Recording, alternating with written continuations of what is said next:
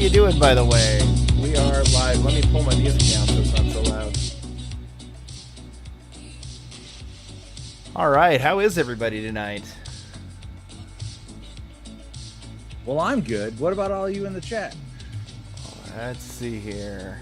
Yeah, I didn't have a pre-planned. I didn't have a way to separate the audio streams. So, all right. How do I share screen again? Let me kajigger this. Oh, I gotta do something with you, right? Oh, yeah, that's right. You gotta host me. Yeah, 3 dots up by your name. It's been a minute since we've done it on here. Yeah, I tend to like this better, but nobody else does. Oh man, I see the battle scar. Yeah. Ooh, it's got a little 3 points to it. Chat, you're gonna like this. If I had not been wearing glasses, I would have lost an eye. Whew. Did something go boom? No, this was actually afterwards. So I went down to Tennessee, chat, those who don't know, and helped with running the Bowling Green, Kentucky Thunderfest, which is the fireworks show at the Corvette Museum. New rule by the ATF requires you to have a legit armed security team, not just, Bob and Tom's explosives this year. So my friend down there, who's also a contractor, he's the guy who puts on the fireworks show. He's like, so, I'll feed you whiskey and beer and you'll be my security contractor. And I'm like, hey, sold, done. But we actually had to have a few guys because we ran a legit convoy with 12,000 rounds of explosives into Bowling Green and had to have some pretty serious security. Hot damn. Lit it off, great show. But the next morning, as we were unloading the truck, I wish I had a cooler story, but I don't. My size 12s tripped as we were carrying out a rack full of mortar tubes. And I took a mortar tube to the eye as I hit the ground. No. So when I hit the ground, I saw my glasses go flying and I see the lens pop out. And those weird things that pop in your head when you know something bad has happened? I was like, oh man, I broke my glasses. Then I realized, yeah, but it means I probably broke my face too. And my face is a little tore up as well. Oops. So I'm sitting there for a second, and the other guy's like, are you all right? I'm like, I don't think so. And there's blood pooling underneath me, and I reach up, my hand comes away red. It looked way worse than it was, but we get up to the house, clean it up. It really should probably have 3 stitches or a couple of staples, but I think it's going to be fine now. I'm going to super glue it later on the night. And nice. You know what's really hilarious is that my kid got a shiner in almost the exact same place, just only in a very mildly dumber way. Only he wasn't getting paid for it.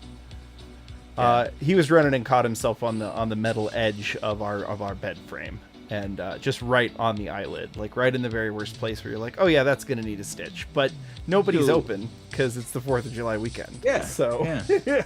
And the silliest thing was, of all of the things we did over the course of the weekend that involved explosives, flammable objects, firearms with 3 holes in them, and all of that I would get hurt falling down, is just somewhat silly. Oh, so Chad, it sounded like all of you were having good 4th of Julys as well. It says was 2 hours south. Neighbors spent $5,000 on fireworks. You know what? I spent more than I was comfortable with because holy shit did those suckers get more expensive.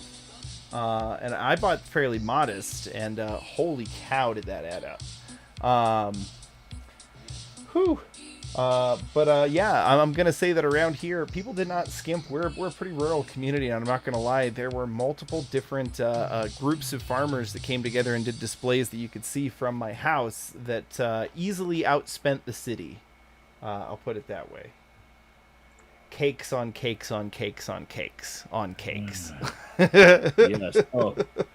But you see here, we had like the big giant actual mortar rounds that you put in the tubes. We had 8 inches, 5 inches, and running deck cord. I mean, the whole 9 yards. It was pretty advanced. So I've got some video from it. We may do. Well, that'd be fun. Do something. Hell yeah, that'll be great, man. If nothing else, I'd love to mix some good patriotic explosions in with some of these video intros that I'm making. That'll be nice. Just, for any ATF agents watching, we used every single item that was on our inventory list. Every single one. So, Joe, do you know what's brought us here today?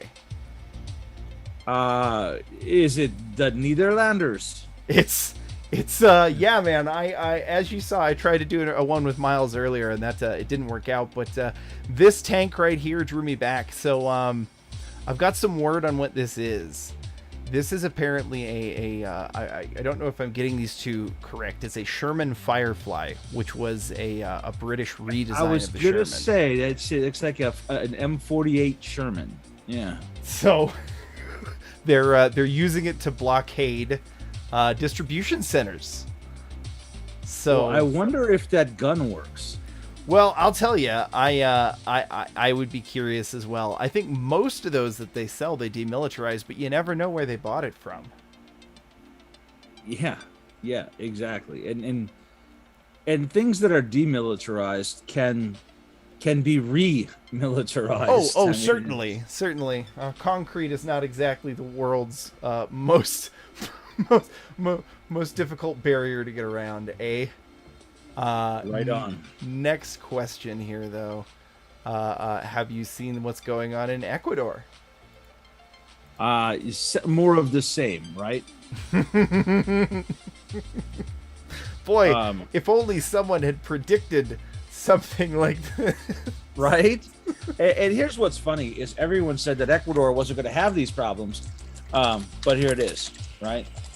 So. Yeah, that's right. Didn't do points out. I'm sorry, I should have clarified. One of the things that they changed on that Firefly is that they changed its 75 millimeter gun that it had before to a 17 pounder. Yeah.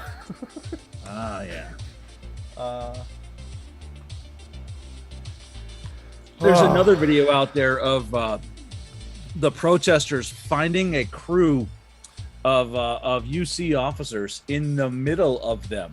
Yeah, those I've got undercover officers had to make a break for it.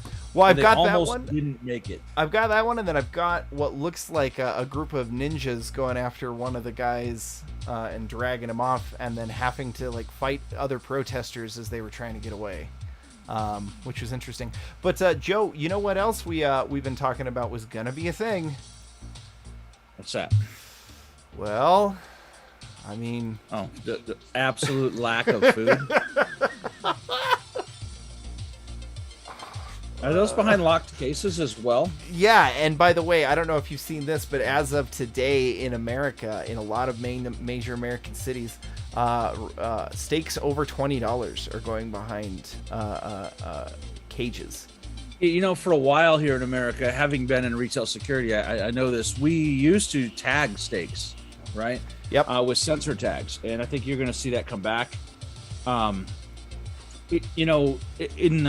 In response to this, I bought half of a hog today. So, hey, and I'll tell you what, guys, I'll try and research it right now, but I know that there are multiple apps that even if you're a city dweller and you don't have connections, like you should just reach out and make connections if you can. But if you're a deep city dweller, you got no time, you're a slave to the machine, but you still want to take advantage of some of the stuff like Joe's talking about, buying a quarter of an animal in advance. There are now apps that'll let you do that. You search around. I'm gonna see if I can find a decent one, but it's at least something. Yeah, I'm gonna tell you, I just paid. I think anywhere from it's gonna be between $200 and $250 for one half of a whole pig. I mean, that's probably 60 pounds of meat.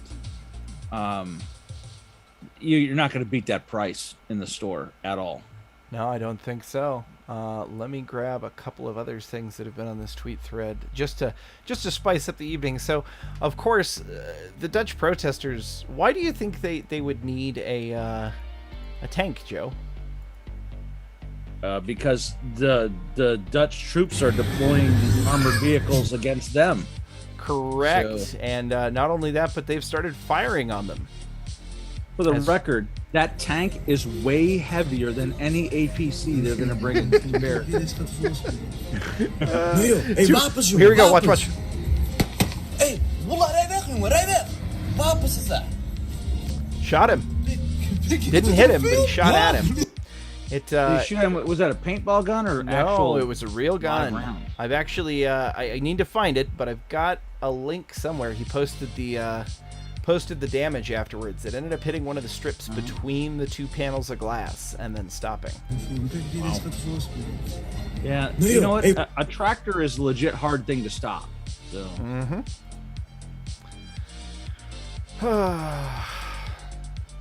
So it's just you know, when a citizenry is not armed, but those who would enforce laws are.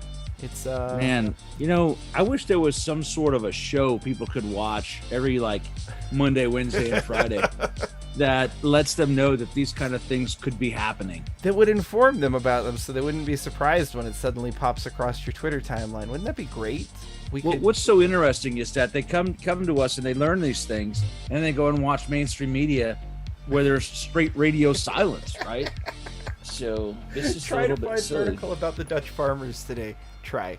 I mean, you'll probably find one tomorrow and the next day, and they're going to be articles like why Dutch radicalism is spreading and how to stamp out Dutch radicalism. White supremacist Dutch farmers, right-wing Dutch farmers. When really farmers are just, hey man, leave me alone and I'll leave you alone. So we're going to get into all that, as well as just a little bit of talk, just a little bit of pre-talk for having Miles on tomorrow, which, by the way, everybody, Miles agreed to come back on tomorrow evening. We're probably going to be doing it about the same time we did it yesterday. It's looking like all the connections are solid, right? I mean, chat, have you had any picnic moments? Please let me know. Give me a 1 if you've had some weird disconnection issues, but it's telling me on my end everything's excellent. But yeah, we might talk about all these resignations because, like I as one gentleman said, you don't usually see mass wave resignations after something happens. You usually see it before something happens. Yes. All right, Joe. So with that said, do you want to tell us how much do you want to tell us? What did you guys do in your class tonight? Oh, tonight was a Bible study class, actually. It was Every Man a Warrior. fantastic. But we're starting a new one on Twitter. Well, you know, through Twitter. We're starting a new one next Sunday. So if anyone wants to check that out, there's a whole tweet thread on that. Nothing big on that. But on the other training notes, I highly recommend people actually get out and train on something. So, for example, recently I took NC Scouts RTO, Advanced RTO, and SIGINT course. And man, they were solid. And I've been using radios my entire career. You know, I use 2A radios on a daily basis, but I still learned a ton of neat tricks with them that you'll only learn by getting out with a professional and doing it. Even as an author, I say, hey, buy the books and learn things from books, but there's only so much you can learn from a book. You need to actually get out and do things. That's why my books have the training standard at the end of each chapter. You have to get out and do stuff. Lone Wolf is saying that he's seeing gas stations in the southeast completely out of gas. We're talking southeast U.S. I'd love to get an article on that or something on that. Yeah, I'd love to see some more on that. Everywhere I went had gas this weekend, but oh dear God, was it expensive? But it was expensive. Yeah. Although everywhere was 40 cents cheaper than Michigan, but it was still expensive. Michigan is one of the worst. So that being said, one of the other things we're going to get into tonight, and one of the things I think the first topic I want to dive into, and Joe, if you don't want to talk, I doubt that there's any way you don't want to talk about this, but I'm giving you the out now.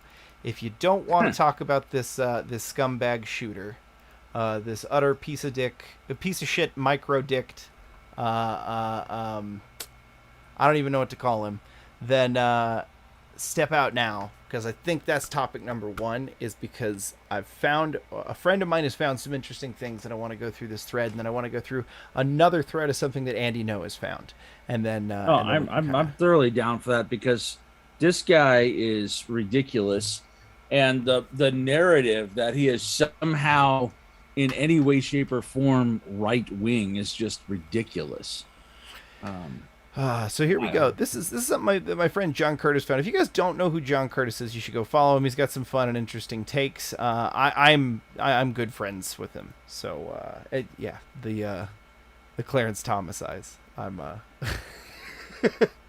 Nice. I'm a big fan of that banner. All right, let me drop his profile in chat here real quick, just so that I make sure I give proper due and credit to him. But he says the alleged Highland Park shooter Robert E. Cremo III often used the online aliases 47 Awake and 47 Ash, which likely due to a fascination with the video game Hitman and a main character Agent 47. Okay. He's done Agent 47 cosplay on several occasions, which we've harvested from his account. And then this particular symbol that we've seen a whole lot, right? So the alleged Highland Park shooter made that, and if you look at it, it's literally just fives, it's fours and sevens. Like it could be a lot of things, but if you look at it with that in mind, it's hard to unsee it just being a teenage boy. It's the coat of arms of a it's the coat of arms of a small city in Italy and a small city in Germany, but that's the only other use of that symbol. Yeah, I think he found it and it coincided. Could be, or it could just, like I said. Do you remember that S symbol that everybody drew in high school? I don't know if they did that all the way back when you were, but it was a Superman S, but it was not a Superman S. It was just in Michigan we call it a Spartan S because it's the S of the Michigan State Spartans. But yes. There you go. Yeah, like everybody drew it without any, like people who have no connection to the Spartans drew that shape compulsively, just being like, oh, this kind of works together. Right. Okay, so let me go through the chat here real quick. Kind of happy. My power's out. No MSM tonight. It stops the drip feed, buddy. Come and go stations in Southeast U.S. Some completely out right now before the weekend. Oh man, that is bad. I'm gonna look into that later in the show. But let's finish getting through this. So anyways, there's some thoughts on that. Let me go to this Andy Node thread here real quick though. Let's get Microdick's face off the screen. Andy No found a thread from a guy who used to make music with this guy. And I don't know if you guys have heard. I'm not going to subject you to the terrible music that this guy's made. But it is what it is. Oh, shoot. You know what? It's in the council. It's not. I didn't share it on my tweet thread. I need to go into the council thread where I put it. Let me grab that. So I just thought it was interesting. And to be clear, this guy says that he is several years removed from having interactions with this guy. He made music with him a while ago. Well, of course that's what he would say, even if they were hanging out last weekend. True. Where the hell is this? It should be right here. Or did I miss it already?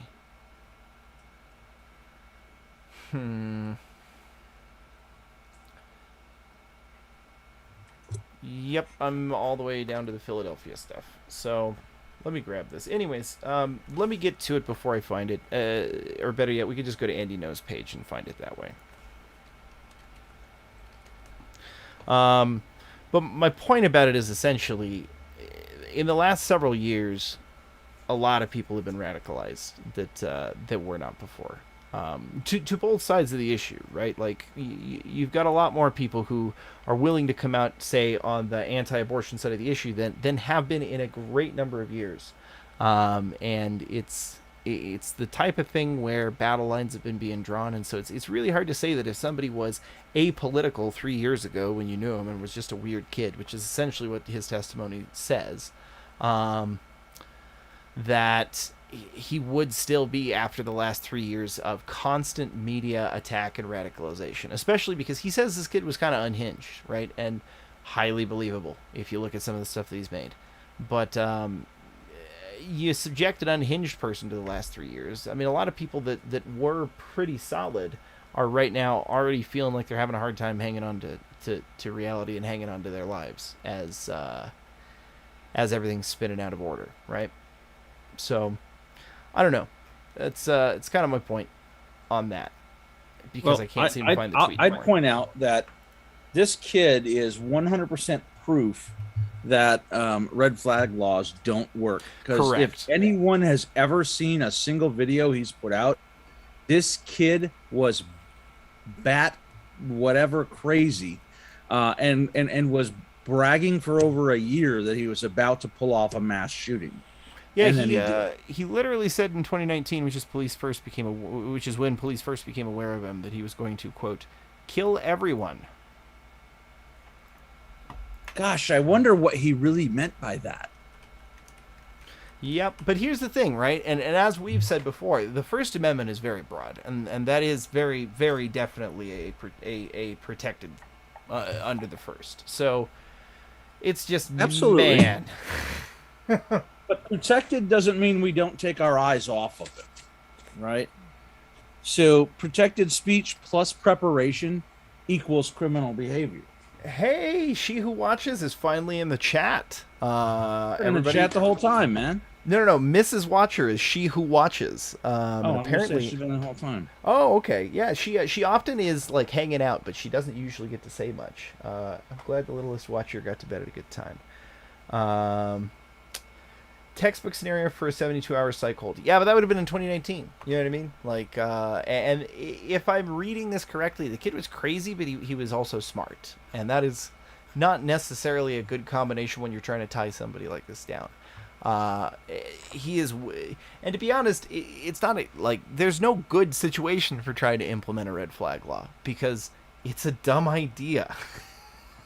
Well, yeah, no, that's absolutely true. And I can't. I mean, I'm not advocating for red flag laws. I'm saying this is proof that no matter what you do, crazies are going to get through. Exactly. Oh goodness. So I think he might have got rid of that tweet thread, maybe at the guy's request. I don't know. I'm gonna find it. I might have just scrolled past it a little too fast. Well, there was a lot of things disappearing as we were talking about them yesterday. I know, which is why I really wished I could have got live, but I'm not gonna lie. I did not want to deny the littlest watchers their fireworks. So we hung out until it all stopped. There you go. Now, did you see all of the were you there when I was showing Miles all the crazy shit that was happening in Portland and around all over? I didn't catch Portland, but I know last night was pretty wild. The Philly situation, I'm still a little fuzzy on, but things were pretty darn wild yesterday, just like I said they would be after the fizzle of a weekend the week before. You know, let me go find that because the Philly incident had a lot of footage. Just because there were a lot of people that were doing the old, hey, I'm going to take pictures of fireworks with my cell phone in vertical mode. From the Slava Ukraini School of Videography. Yes. Let me see if I can find that thread. It's on my page and I didn't delete it, so unless somebody else got rid of it. Hey, by the way, did you see that they, everybody, I just, in case you weren't here, I just gotta, I'm looking through my own Twitter timeline and I'm looking at that Black Rifle Coffee thing that happened and I'm just, I'm filled with a warm glow. You guys are the best. You know that? Yeah, that was pretty solid. So I'm driving back with my concussion, so I'm already in a confused state. And I'll tell the story while Watcher's looking for his file there.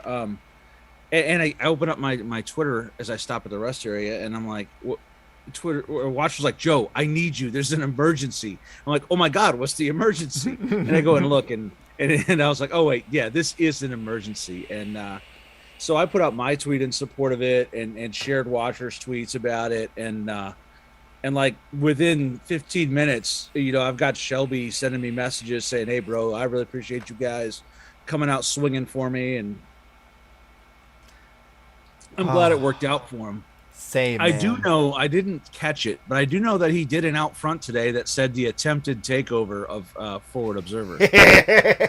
So I didn't watch it yet, so okay, I know it's going to be good. I found one of the videos we were asking for. It's not the Philly situation, but here is the Dutch infiltrators getting rumbled. Now you can tell when you look at that first guy. Go back a little bit. That very first guy right there. You can tell that's a white T-shirt with a bulletproof vest underneath it.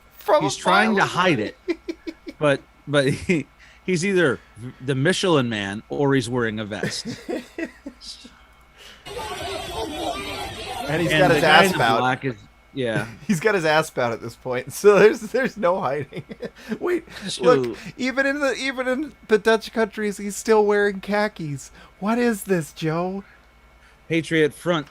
Um, so my point is that I tell people when you're looking for counter surveillance, whether it's a militia group, Antifa guys, or federal agents inside of a protest, look for the people who have a blocky front and a blocky back. It's because they're wearing a level 3 or level 4 vest underneath their clothes. A 2A or a 3A or a level 2 vest, you can't see, but these other ones give you a blocky appearance. Always look for that.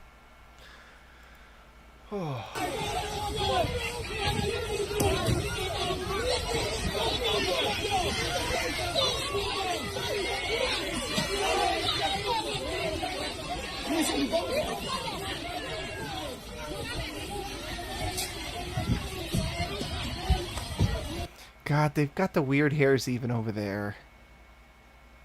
Well, here's my thing about this. It's one thing to have uniformed police officers out there paying attention to what's going on.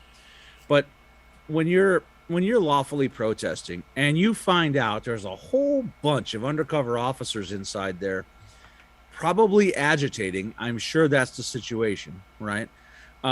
It's going to drive people right over the top. Because even if they were just there gathering info, first of all, in America, that's technically illegal. You can't conduct intelligence operations inside of a protest. But I don't know what the laws are there. But second of all, the first thought that's going to come into everyone's mind is that they are there to agitate, no matter what their actual purpose is. So. And then of course they run away.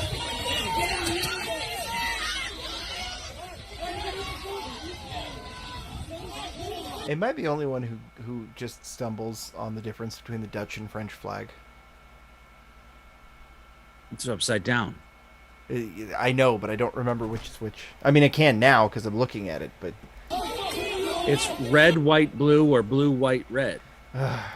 that's. I mean, you know what? We need to think of a mnemonic like the snakes. You know, if red's next to yellow, Oh, you're a dead. You know fellow. what? You know what? I don't even care. Same. I'm not gonna lie, Dutch farmers. I wish you the best of luck in your endeavors. I hope that you keep things as peaceful as is possible. I hope that you win ultimately. But this is probably the last time I'm gonna care about the Netherlands for a really long time. Another regions. Yeah, it's not that you've got a bad country or anything. It's just that, like, when is the last time I thought about the Netherlands? Like, when I was 6 and somebody was telling me the story of the little Dutch boy? Well, see, here's the sad part is that the Netherlands had a Viking tradition just as the Danes and the Norwegians and the Swedes did, because the Dutch were known as Frisians, and they were island people who lived to the west of Denmark. And so just interesting. Just interesting. No, it's very true. I'm wondering how this is going to go for them. I mean, shutting down 30% of the farmland to quote reduce nitrogen, which what? Well, here's the thing. All these things that they're doing about their different environmental things, they don't understand the purpose of trees in our ecosystem.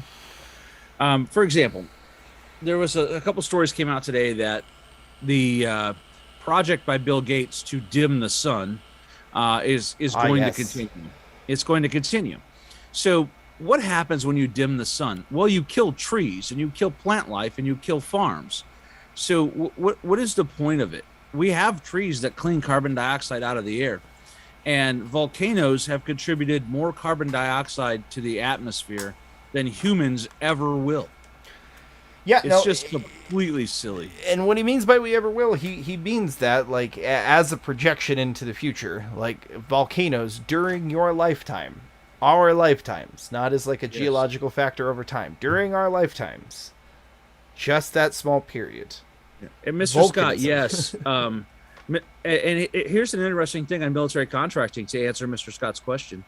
Yes, the Dutch and the British both were founded the first modern private military companies with the Dutch East India Company and the British East India Company, where they were trading companies that had their own private militaries that were actually integrated right into the British and Dutch military and navy. They had their own private navies. The Netherlands was a massive sea power. Very true. In the 17 and 1800s. And I do want to bring something up here. Styx does not he's only commented on yes, it exists, and yes, that's great, but he's not putting any attention to it because Styx is not he's not a resident of Denmark. He's not he's not able to vote there. He doesn't feel that people who are not able to vote in a country should have any say over how it's run, and so he said that he's going to keep his mouth shut. And power to him if that's what he thinks. I'm more on the freedom to freedom loving people everywhere sort of spectrum, but I suspect he is too. He just maybe doesn't want to get on the wrong side of Dutch authorities. Right. Dim the volcanoes. Yes. I think That's we need an even you know better what? idea. Yeah. Okay, listen, this is gonna be fantastic. It's gonna be huge. We need to put a stop to all of this volcanic activity until we can figure out what the hell is going on. It's huge. It's huge. Oh boy. Well-armed corgi, welcome. New Amsterdam. Is this in New Amsterdam? It does look like a fairly built-up old city, but it's hard to say. New Amsterdam is actually New York City. Oh, I see. Okay. That makes... You know what? One of my favorite songs from back in the day makes a little more sense now. Mr. Jones? Anyone? Just me? What? All I'm right. sorry. What did you just say? I was reading Corgi's comment. Don't worry about it. Everybody's favorite small dog is here. Yes. We love you, Corgi. The term marine is Dutch. I was not aware of that, actually. It's French. Troupes de marine. It was the French. Sorry. But actually, Dutch Marines are no joke, man. The UK Netherlands Landing Force is a solid Marine regiment. It's 2 battalions of British Marines and 1 battalion of Netherlands Marines, and their 2nd Marine Regiment is like their special forces in the Netherlands, and they're like Marine Recon. They are legit. They're no joke. So here's another video that I hadn't seen yet. So I'm just gonna play it. It looks like them pulling farmers out of their tractors. I'm wondering. I've heard reports that Dutch troops are being deployed, but I have not seen any videos of that. And I mean, I've seen a whole lot of videos of Dutch farmers and Dutch farmers being manhandled by cops, but I have yet to actually Manhandled. Oh, I'm gonna see if I can find that one. There's one where like 6 of them descend on a guy in a backpack like ninjas and just fucking steal him away between 2 tractor trailers. That's where you turn to him with the line from Tombstone. I will not be pawed at, sir.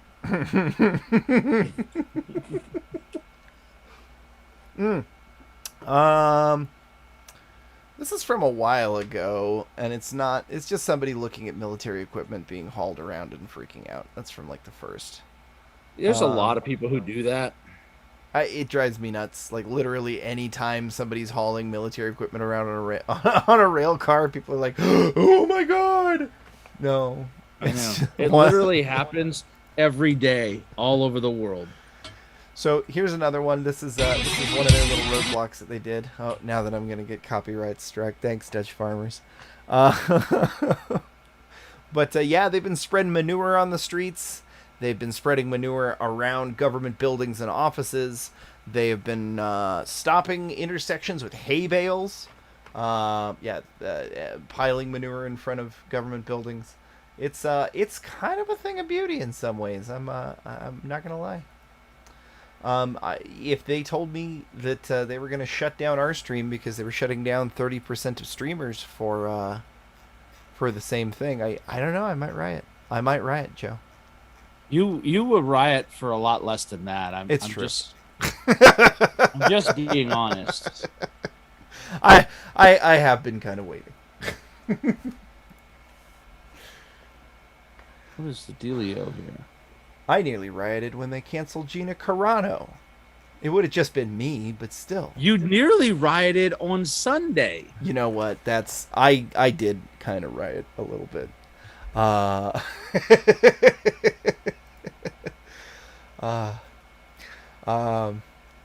it was a quiet riot.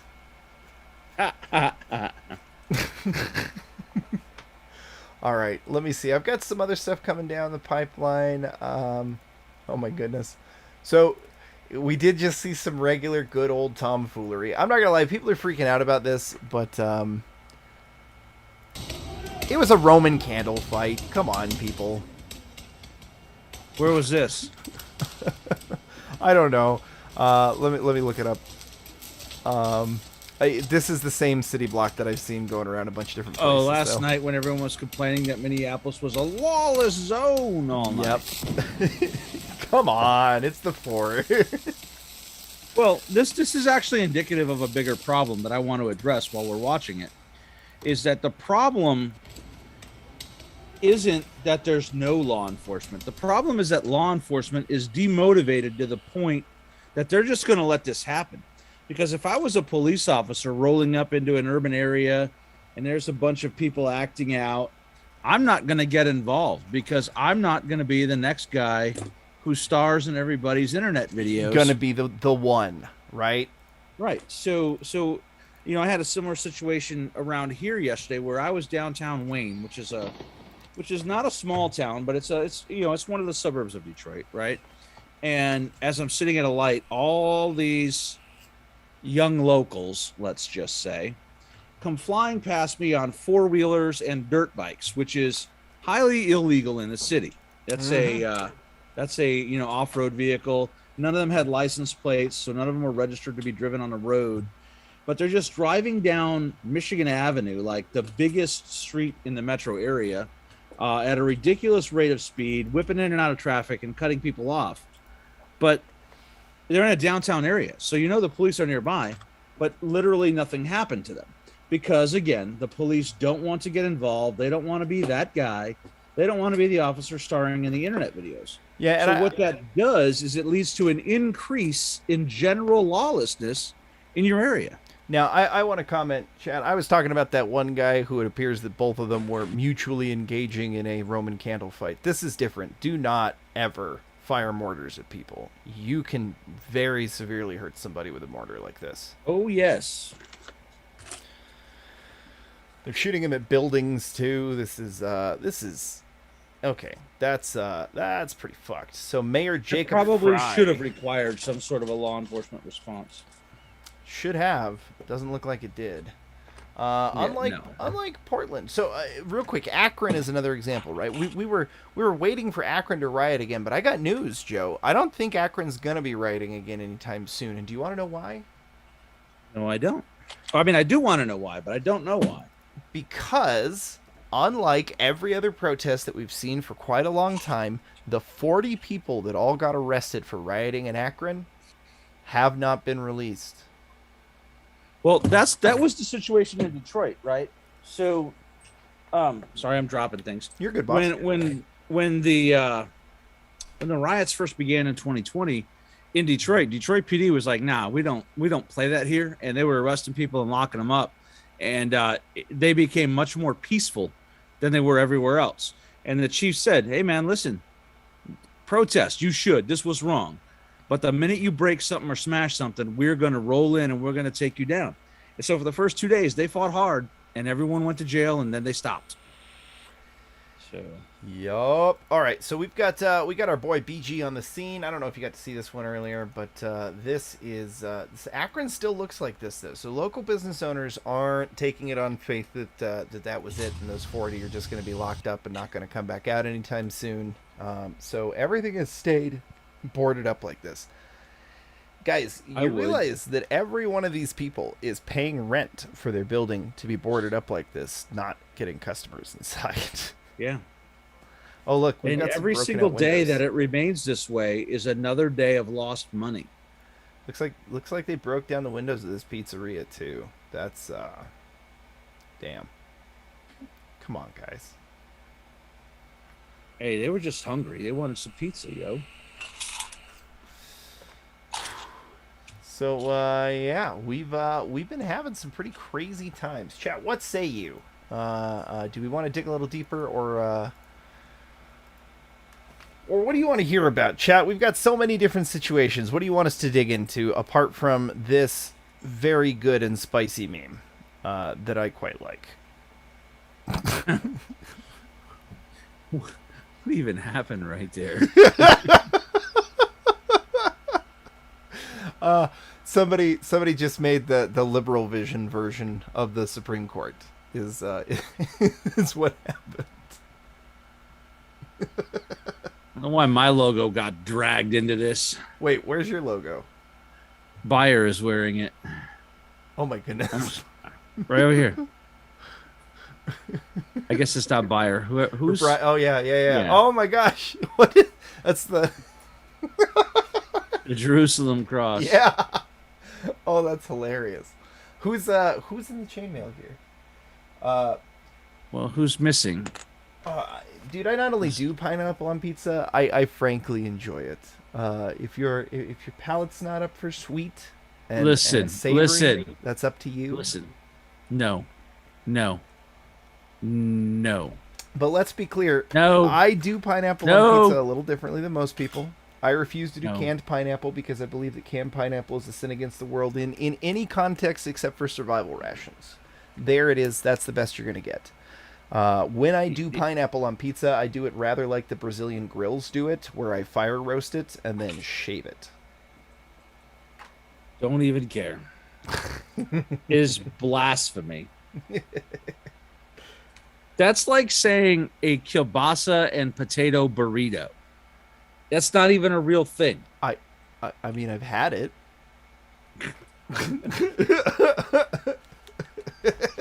Oh man. You should see some of the crazy taco joints on the West Coast, my friend. They'll make you anything. Don't you hate it when you know you have a certain flash drive and then you just literally can't find it? Yes, I do. Are you trying to set one up? I'm trying to find some radio data that I have somewhere. Gotcha. The tinfoil triangle hat. I peak. Love it. Whoever spent like 2 days in Photoshop on that, congratulations. You did sort of get beat by this, I'm not gonna lie, but like still congratulations. This right here, right to bear memes, you have delivered gold once again. Oh my god. Yeah, that was ridiculous, by the way. What that woman ran for office and won. We are not a serious country. Legit. Not even a little. You know, Joe, I don't know if you've seen this though. There was a different politician who ran in a different country, and it was even mildly more ridiculous than this, although I could maybe get behind some of her political stances. Let me see if I can find it real quick. She did a little cosplay for her campaign ad. Who's this? Well, I think she was Argentinian. I'm scrolling up until I find it. It'll just be a couple of minutes. Christina Fernandez? That might have been it. Evangelion? I could probably get behind that. Here we go. I can't play it because she uses the actual Evangelion song, chat. So like we can't listen to the audio. Oh no, that's not her. Because we're gonna get bumped. But she took the Evangelion theme, did an Evangelion cosplay, and then sang it with changed lyrics about death penalty for corrupt politicians and deportation of all illegal immigrants. Wow. So yeah, I don't think she won. Oh, Peruvian. That's what it was. Well, So- let me see here. Christina Fernandez. Dick Kirchner. She's a perfect Currently the symbol. vice president. Hey, Corgi says, perfect symbol of current American democracy. Right? All right, chat. Tell me what crazy topic should we dig a little deeper into? Because we've seen some pretty crazy stuff, and should we go a little harder on the Dutch farmers? Because I'm down for that. I'm good to dig a little more and try and figure out what's going on with these stories of the Dutch military being deployed. Because I've yet to actually see Dutch military. But I've got a whole bunch of really good. I just sent you in your chat, in our chat that we have going. I just sent you a picture of Cristina Fernandez de Kirchner. She is the vice president of Argentina, formerly the president of Argentina, and formerly the first lady of Argentina, because it's Argentina and that's kind of how they roll. So, let me see how I open the chat while I'm doing this screen share. I'm not sure I'm able to. So I'll check in a she's, minute. Or you can send it to me on Twitter. If you Twitter DM it to me. I did send it to you on Twitter. Perfect. Here we go. Chat. I understand. I don't know what she's selling, but I might be buying. Well, what she's selling is an invasion of the Falkland Islands, but I digress. Well, okay, I'm not buying that, but so here's. I believe she's actually literally a Nazi. So. Oh wow! So well, I mean, it would make Argentina. sense. It's Argentina, so. But listen, after her husband died, I'm fairly positive I could fix her. We could fix her, Joe. Oh, we. Uh-oh. Either. Who, I'm just saying, either of us. We could do it. Who watches The Watcher? And she's in the chat, and he just said that. I'm just saying. Well, I mean, she's a good-looking woman. So yeah, they've been doing these blockades just about everywhere outside of the distribution centers, guys. I don't know what more to say about it. I really hope they succeed, but I have a really bad feeling this is going to turn very, shall we say, Fidelito-ish rather quickly. Well, I'm going to tell you that as we're looking at food insecurity around the world, we're seeing Ghana has gone up over the weekend. Yep. And I believe if we roll back probably 3 weeks ago, both Gideon and I said Ghana is a place to watch because they were hitting the same perfect storm as everyone else, right? Ghana's trapped with a bunch of warring countries around them. Everyone else has descended into it. They're going to too. Ecuador, the situation in Colombia and Venezuela is on hold, but by no means resolved. I think that we're facing a perfect storm for the winter to be a problem. So here's why. For those of you who don't pay much attention, well, first of all, Captain Mojo, I don't care if she's 60. Don't care, not even one bit. Did you see the woman? Anyway, our food in the wintertime in the United States comes from South America predominantly because it's summertime down there. So we're going to run into some problems getting food up through across the Isthmus of Panama. I keep bringing up the Isthmus of Panama. It is a narrowest point between North and South America.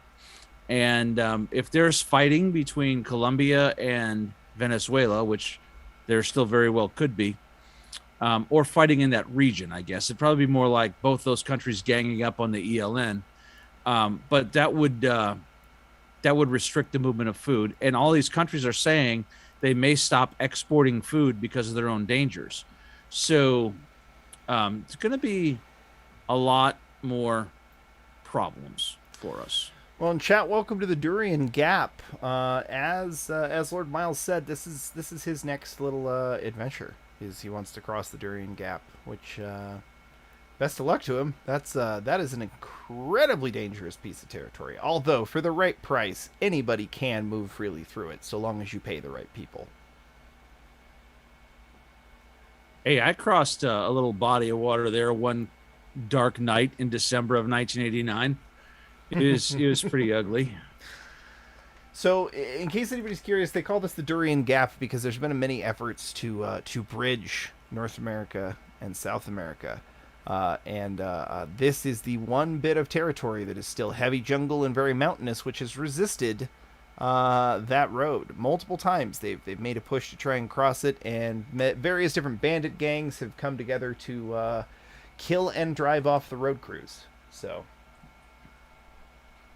I'll tell you, I traveled that area on horseback. Well, actually, I was stuck with a burro, but on horseback in 1989 and early 1990, and it was indeed not much fun. I can imagine.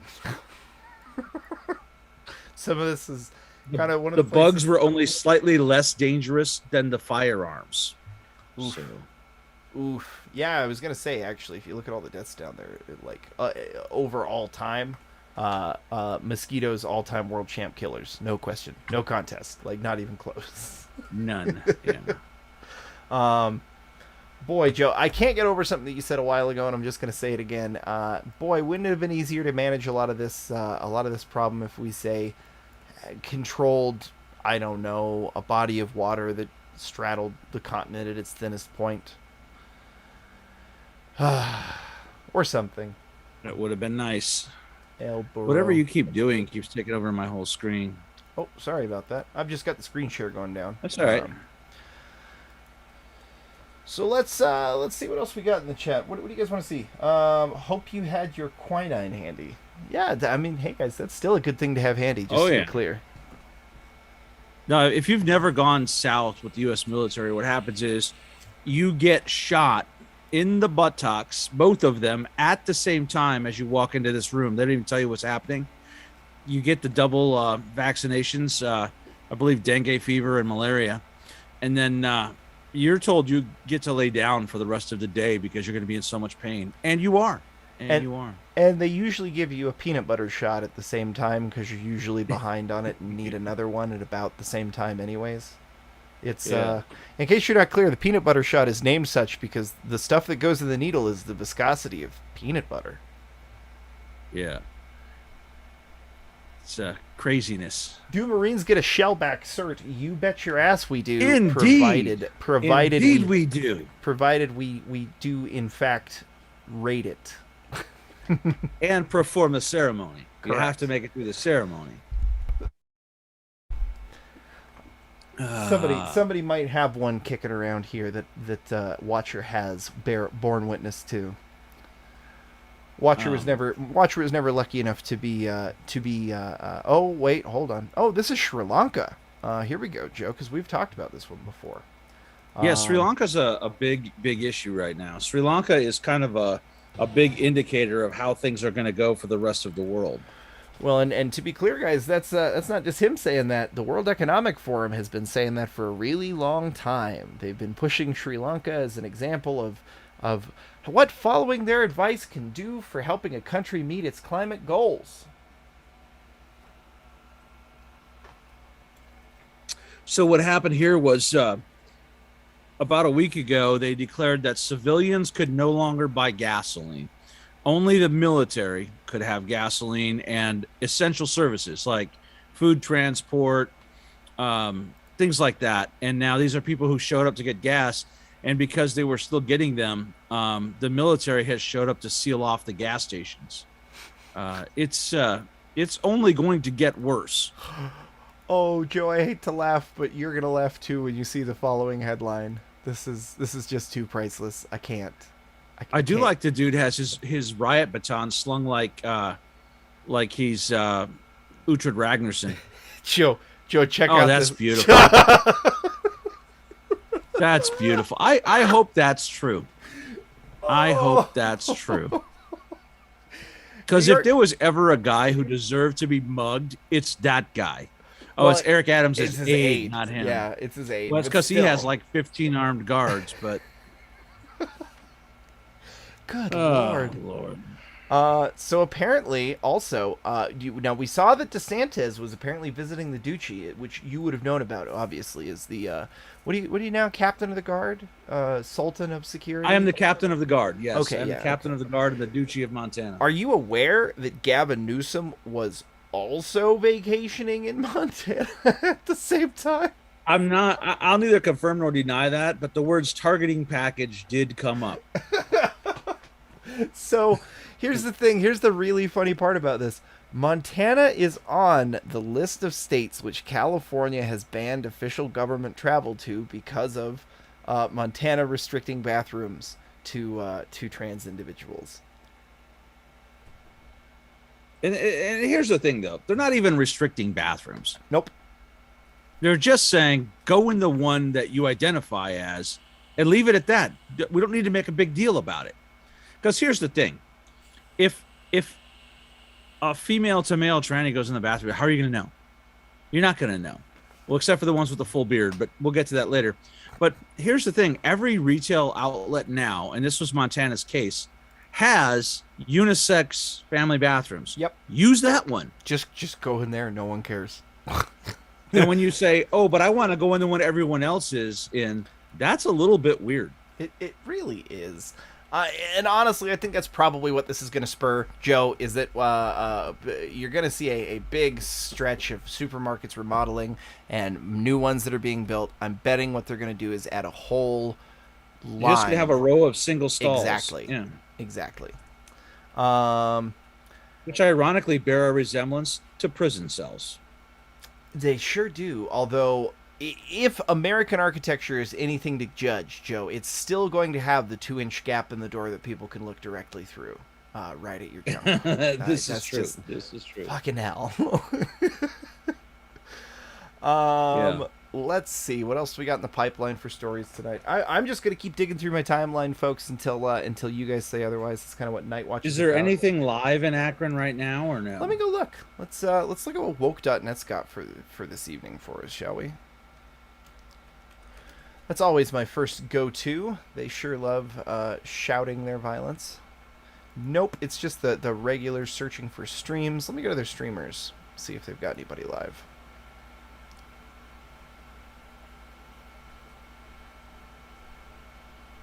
Negative.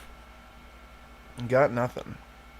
I really don't think we've heard the end of that. I don't know why, but I don't feel like it. I don't either, but until they get another crew of sluggers in there, it's hard to see what they're going to be able to do. Yeah. Let me just look on Twitter and see if we've got any recent videos from Akron. What's y'all's take on the Texas border counties declaring an invasion? 3 years too late? I mean, 2 years too late almost at this point, I guess. Man, I don't know where they're gonna go with that, to be honest. I don't know what sort of a benefit it should get them. And Mr. Scott, for the record, per Stan, it's not Balls Johnson, it's Doris Johnson. Oh, you're talking about Bob Johnson. My bad.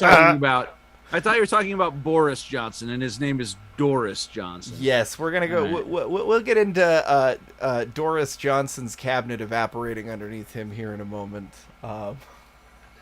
But so these are the ones out of Akron, Joe. These are the ones that are still being held. Antifa Watch, by the way, fantastic work, Antifa Watch. Love what you do. Yeah. But yeah, Joe, we had a whole dumpster fire that burned itself to fruition. And then a guy shirtless trying to impress a really scrawny chick in the middle of the street. That was kind of our Akron night. That's kind of all we had. Yeah. Silliness. Here we go. So we've got a short clip of the dumpster fire. Actually, the Antifa. All rise for the Antifa national flag. Since you and I are both here, I'm guessing that the person saying, "Hey, boys," in the future conflict account is likely Scott. Hey, it is Scott. Scott, if you want to jump in, brother, there is very easy. I'll throw you the link. Actually, There's Joe's not gonna have much to throw it. spicy being said today. No, there really isn't. We're just mostly going over all the like crazy smaller videos and stuff that are probably going to disappear over the net over the next couple of days. Um, oh, like this one, by the way. There was Black Block there in Akron. And Joe and I talked about this one, I think. They even had medics on scene. When they got gassed out, they had saline on standby. But it sounds like they kettled them good.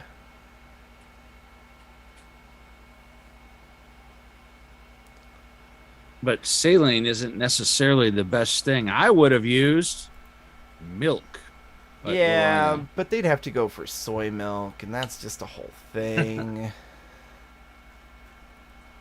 For the rest of you, if you get pepper sprayed, milk. Milk every time. To be clear, milk or cream, if you have it handy, would be better. Yeah, The because it bonds to the pepper and drags it away.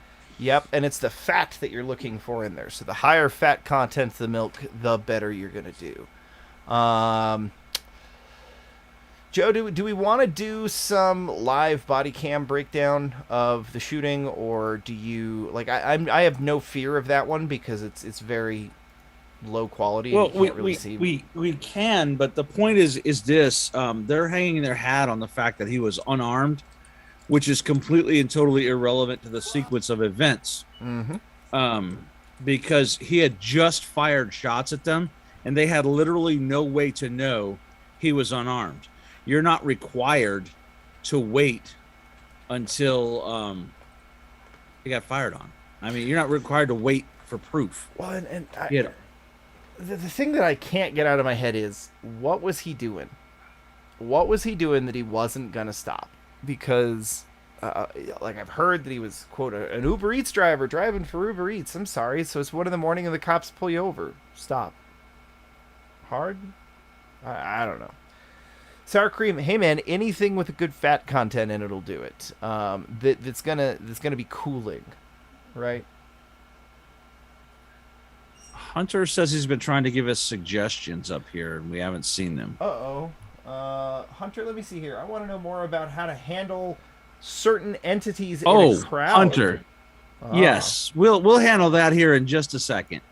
Let's finish this recap, and that's a great point, Hunter. I'm gonna tell you, the Dutch situation was probably the wrong way. Yeah, I agree. So, are you guys setting up a most dangerous game situation, Joe? I don't even know what that is. I don't know about the most dangerous game. So, the most dangerous game is a very famous book in which, yeah. Yeah. No. The Duchy of Montana is just a free state. That's all. Anywho, so in this video, we don't even know what preceded all this, other than the fact that as he was driving, he was firing shots. What you can't tell from any of these videos is his gun is laying on the driver's seat. He scooted out the passenger seat because he attempted to fire the gun out the window at them as they ran up, and it jammed. And in fact, let me do this real quick. But really great, super dependable Glock 19. I haven't seen this cut before. Apparently, this is some street cam footage that they've edited together that shows him shooting at cops.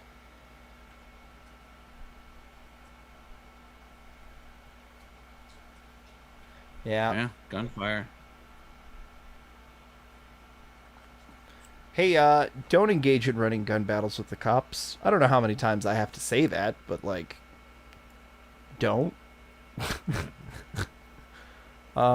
Also, why dress like a ninja?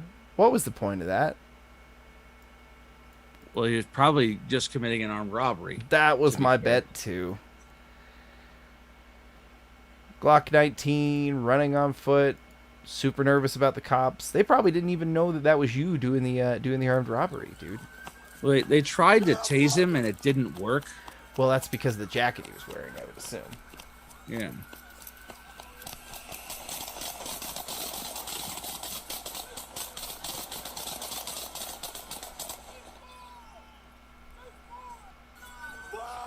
All right. I don't know what more can be said about that, guys. Don't engage in running gun battles with the cops, and if you shoot at the cops, don't expect to be taken alive. Especially if you had been firing at the police, don't spin around towards them, right? I mean, it's pretty simple. Hey, if it's good for tomorrow's content, I've got it all in my timeline, Scott. So we should be good to go for gathering that pretty quickly in the morning. Let me know what stuff you'd like, and I'll ping it all off to a side thing. I'll save all the links for it. So let's talk a little bit about Hunter's question. Yeah, let's find. So that. you're in a crowd, you're at a protest, and you realize that some of the people around you aren't exactly what they seem to be, right? So my experience comes from realizing that they were Antifa undercover people trying to find counter surveillance in the crowd. But the best thing to do, but I suppose that the Dutch question is, found out they were police. Like I said, be watching for that blocky appearance that indicates someone is wearing body armor, which generally indicates that they are armed. So be watching for that. The best thing to do is start walking away from those people, right? And getting away from there. And that's kind of how I handled it. I was in the crowd with a radio in my ear, and I heard Antifa describing me as someone they wanted to check out.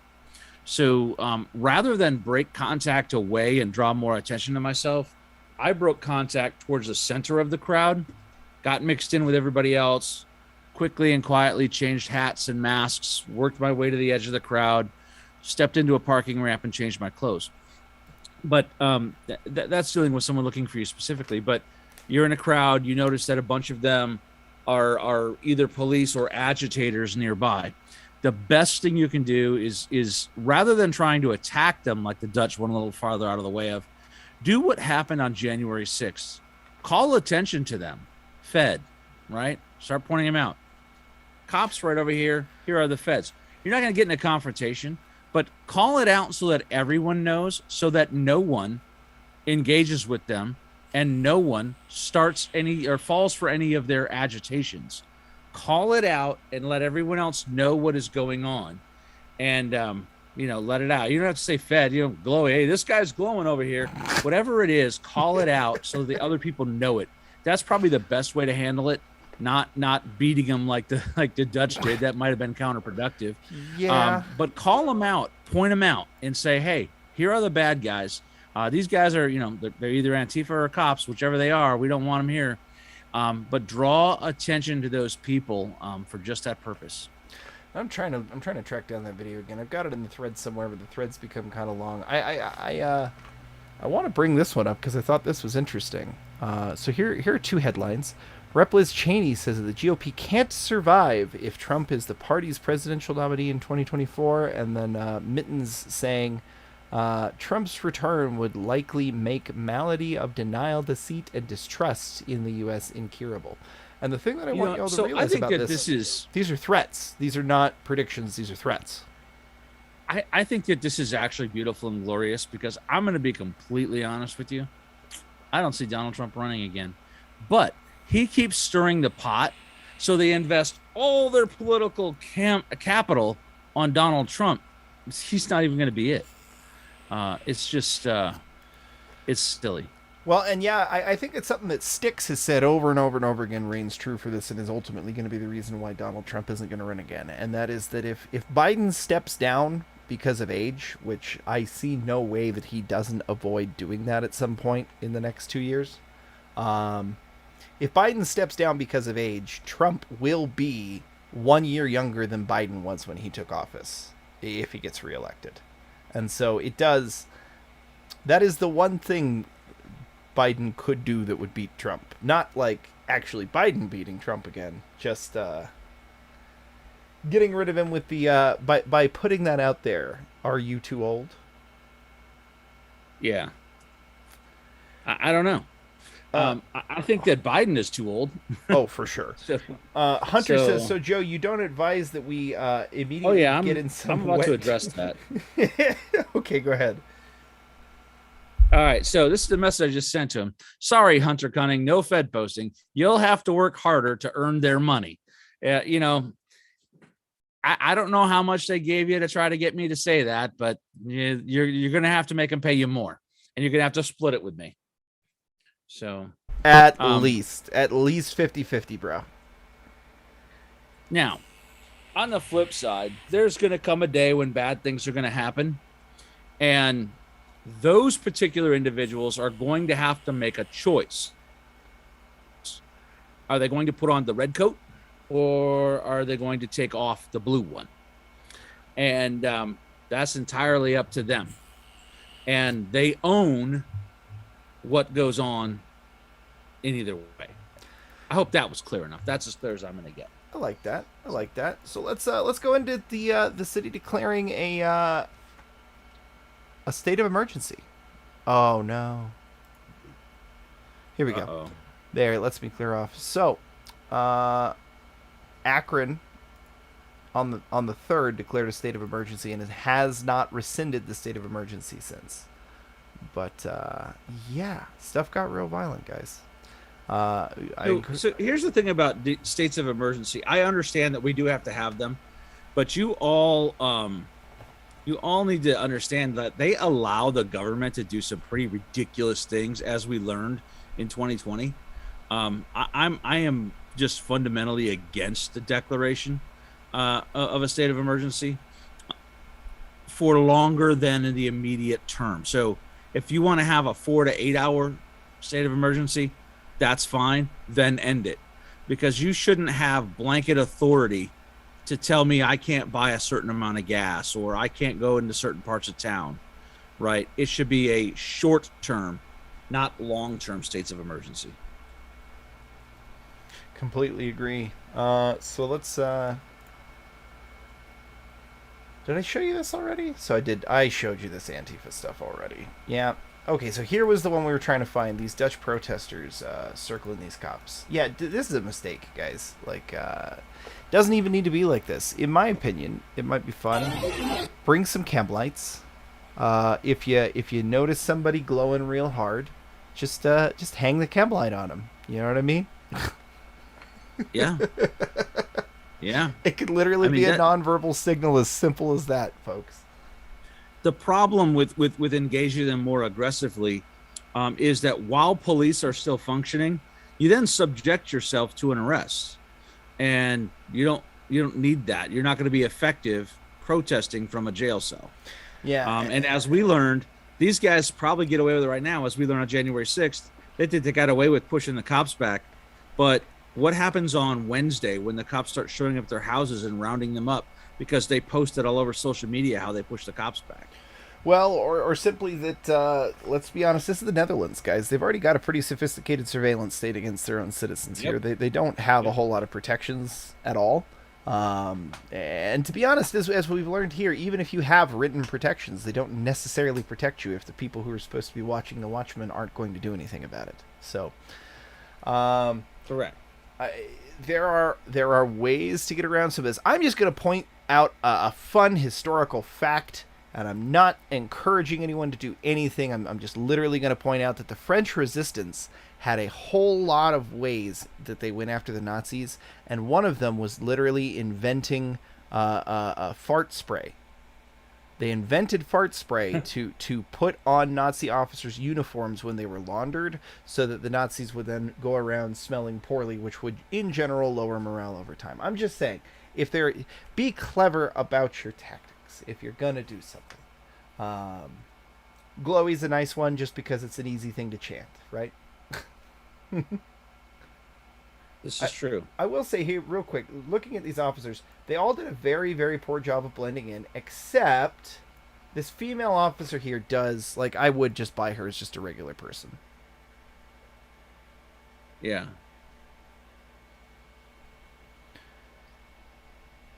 Sometimes things are just pieces of paper that project good ideas. I don't know what you're talking about there, but it sounds interesting. You're all on your best behavior in deference to Mrs. Watcher. Guys, Mrs. Watcher married me. She does have her fair share of hooliganism. Just gonna throw that out there. I like how they're shoving the uniform cop too. I mean, at this point, they're all kind of the same thing, right? Yeah. where does this go, Joe? I don't see this going well. I think we're going to see a lot of arrests the next couple of days. I'm really concerned. I don't know what they're going to do about the tank, because the tank, I'm going to go back to that. It does appear to be self-ambulatory, like they hauled it around, but it got off the trailer on its own. It's not like any modern military, apart from apparently the Ukrainians, have a shortage of I'll anti-tank tell you, weapons. if I was the Dutch Ministry of Defense, I would smoke that tank. So Yeah. I would anticipate some sort of definite military action against that tank, because that's a real threat, right? I get why they did it, and it's cool and it's funny and it's private property. I get it, but remember the freedoms you have in the United States, and maybe even to some extent in the United Kingdom, are not the same ones you have in the rest of the European Union. And they're going to come down hard on this. You're going to see Canada level, Australia level oppression here. And it's going to come to a head. And I don't think, though, you may see some temporary gains by the Dutch government, but unless they're willing to literally murder thousands of people, in the long run, they will lose. Hey, and to be honest, I'm not gonna lie. Even if they do start to, like, if that farmer had died today, in the heat of this kind of stuff, they're just gonna martyr. Like that guy would have become a martyr pretty easily. I hope it doesn't happen. I hope everybody stays safe and stuff. But look, as has been mentioned before, the whole strategy that it's a super long historical strategy. It's been used time and time again of tear down the old system so that we can make it look like shit. So that when we offer our new system, which is going to be hooked with all kinds of little barbs that are going to get you, you're willing to give it up because it looks like some measure of stability, right? Because that's what people really do crave, is stability, and that's what they're trying to get us to do, is turn to them for stability. That strategy only works if people don't see that that's what you're doing, because at that point you become their enemy. So Right. I don't know where we're at that point, but yeah, I've actually got another video that we haven't seen yet. Let me pull this up. A viewer sent this to me. I don't know if he wants me to blast his name yet or not, but it's just in line with something you've continuously said, Joe. And things appear to be kicking off everywhere. I'm not sure exactly where this is, but I know it's recent. That's the Sri Lankan video right there. There you go. And it's gonna be spreading. Like I said, those Dutch stores are only going to be empty for so long. There's going to be trucks trying to break these blockades and get through to deliver goods, and when they do, there's going to be people desperate to get them. I do hope that the people of the Netherlands are more supportive of the farmers than the people of Canada seem to have been to the truckers, because that's going to become a major factor in the upcoming festivities, I would assume. I don't understand how, while we're on the topic of the Netherlands, how during a global food crisis, when we already know we're going to struggle to grow enough food, I don't know how you decide that the right idea is to cut back on the amount of arable land you're using. I don't understand how that makes any sense. I also don't understand that. Like, that's why I keep hammering on the supposedly this is all to something about nitrogen. Like, I have not even heard of nitrogen being a thing that the climate cultists are concerned about. Nitrogen fertilizer, I believe, is what they're talking about, but there's already a nitrogen shortage, so I don't know how you're going to reduce that further by just not growing things. It doesn't seem to make much sense. So, reportedly, this shows a convoy of farmers as they wind through rural Netherland roads to avoid police attention. They are planned to blockade an undisclosed location shortly. There's a website here I might go check out here real quick. DutchUprising.com, and that appears to be where they're organizing at. I am not going to agree to your cookies. Fuck off. All right. I think this is probably good, man. I think that the Dutch farmers here appear to have taken some lessons directly from the truckers, in my opinion. They Yeah, I don't think you're wrong there. they don't appear to be trying to do static blockades of government buildings. When they do, they seem to be hit and run stuff where they show up with some equipment, they do something which renders the building non-operational but not necessarily unfixable, like dropping a big load of manure right in front of the doors and that kind of stuff, and then they leave, which makes it a whole lot harder to come and get them. Right. They want to make a switch to natural farming. The problem is that's a year-long switch, not a single season. Years-long switch. Yeah, I've actually heard that, Bob. I have a friend out here who is doing that. And in fact, he said that it is such a long switch that in the interim period, he is switching to ranching on top of the land because it at least gives him something of an income. Otherwise, he would not be able to afford to do it. You have to plant all kinds of covering ground crops in a rotating cycle in order to get the soil into a condition where it can support the type of growth that you need, sans fertilizer. It's pretty intensive. Not sure it's what they are claiming here, but fertilizer runoff is supposedly is supposed to screw up marine ecosystems. Absolutely true. I mean, like, that's actually been one of the things that scientists have pegged as causing red tide out here.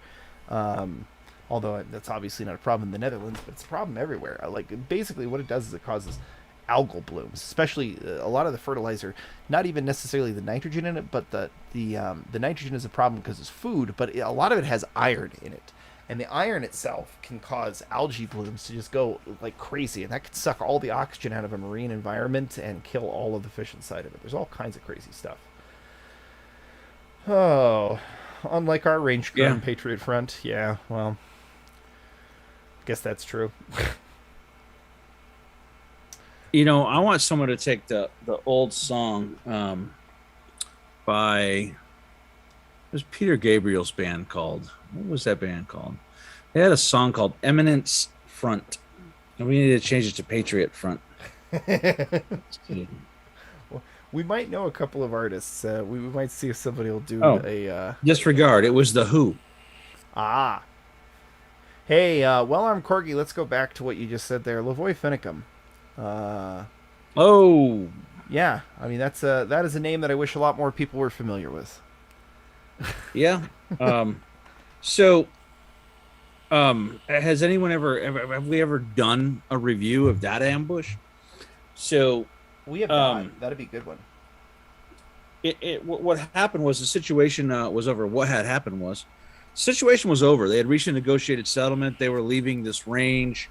They had everything planned out, and he was on his way with a couple of others to a meeting.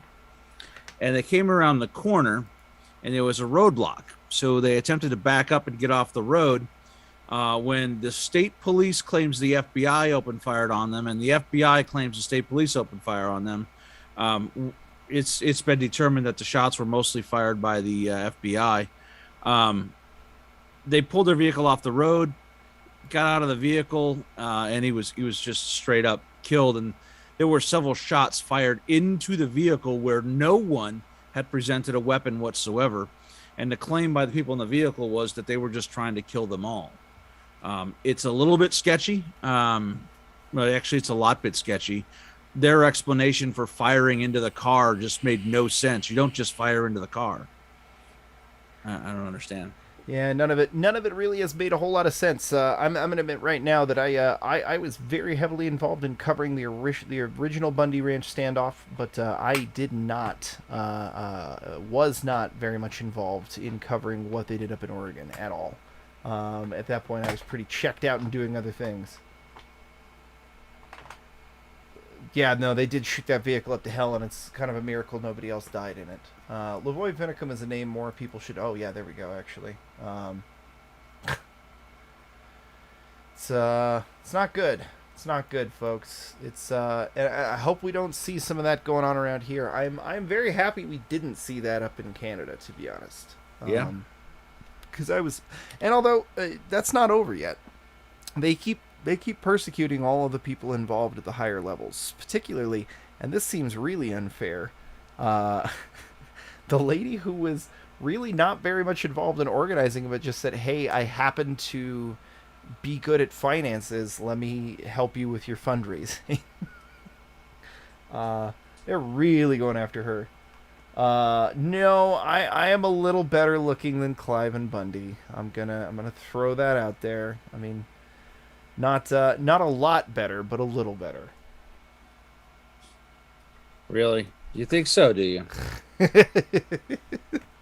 Well, I mean, I don't look like I've got kicked by a horse, so I'll put that out there. Okay, that's fair. That's fair. Let's see. Rick got here late. Any drama I missed? Dude, there is a ton of drama. But first of all, let me just let's just bring this up to you again. They got a tank, man. Whoop. So this is once more. This appears to be a British Firefly Sherman, which is it's a modification that the British did to the Sherman, where they pulled off the 75mm gun and they put a 17-pounder on. So we have no idea about the condition of it, other than it is running, and we don't suspect it will be for much longer. If I had to make a guess, I would bet that they're going to do something similar to what the Canadian police did near the I forget the name of what the rural standoff was, the rural border crossing that they had blocked. But there were some cranes that were like near the area that weren't involved in it at all, and police went out and cut all of the electricals to it and filled all of the intakes full of expanding foam. You know, I mentioned this before. They went a little further than that. So the police show up at this guy's farm and says, "Hey man, what's the deal with this equipment?" And they're like, "Well, some guys asked to park it there, and I told them it was fine." And the guy said, "Well, listen, could you do us a favor? We don't want it to get damaged, so could you move it around behind that hill so it can't be seen from the road?" And then when they did, they snuck on the property that night and damaged it. Yep. And so when they called the next morning and they said, "Hey, listen, did you guys come out here and damage our stuff?" And the Mounties were like, "Yeah, we totally did."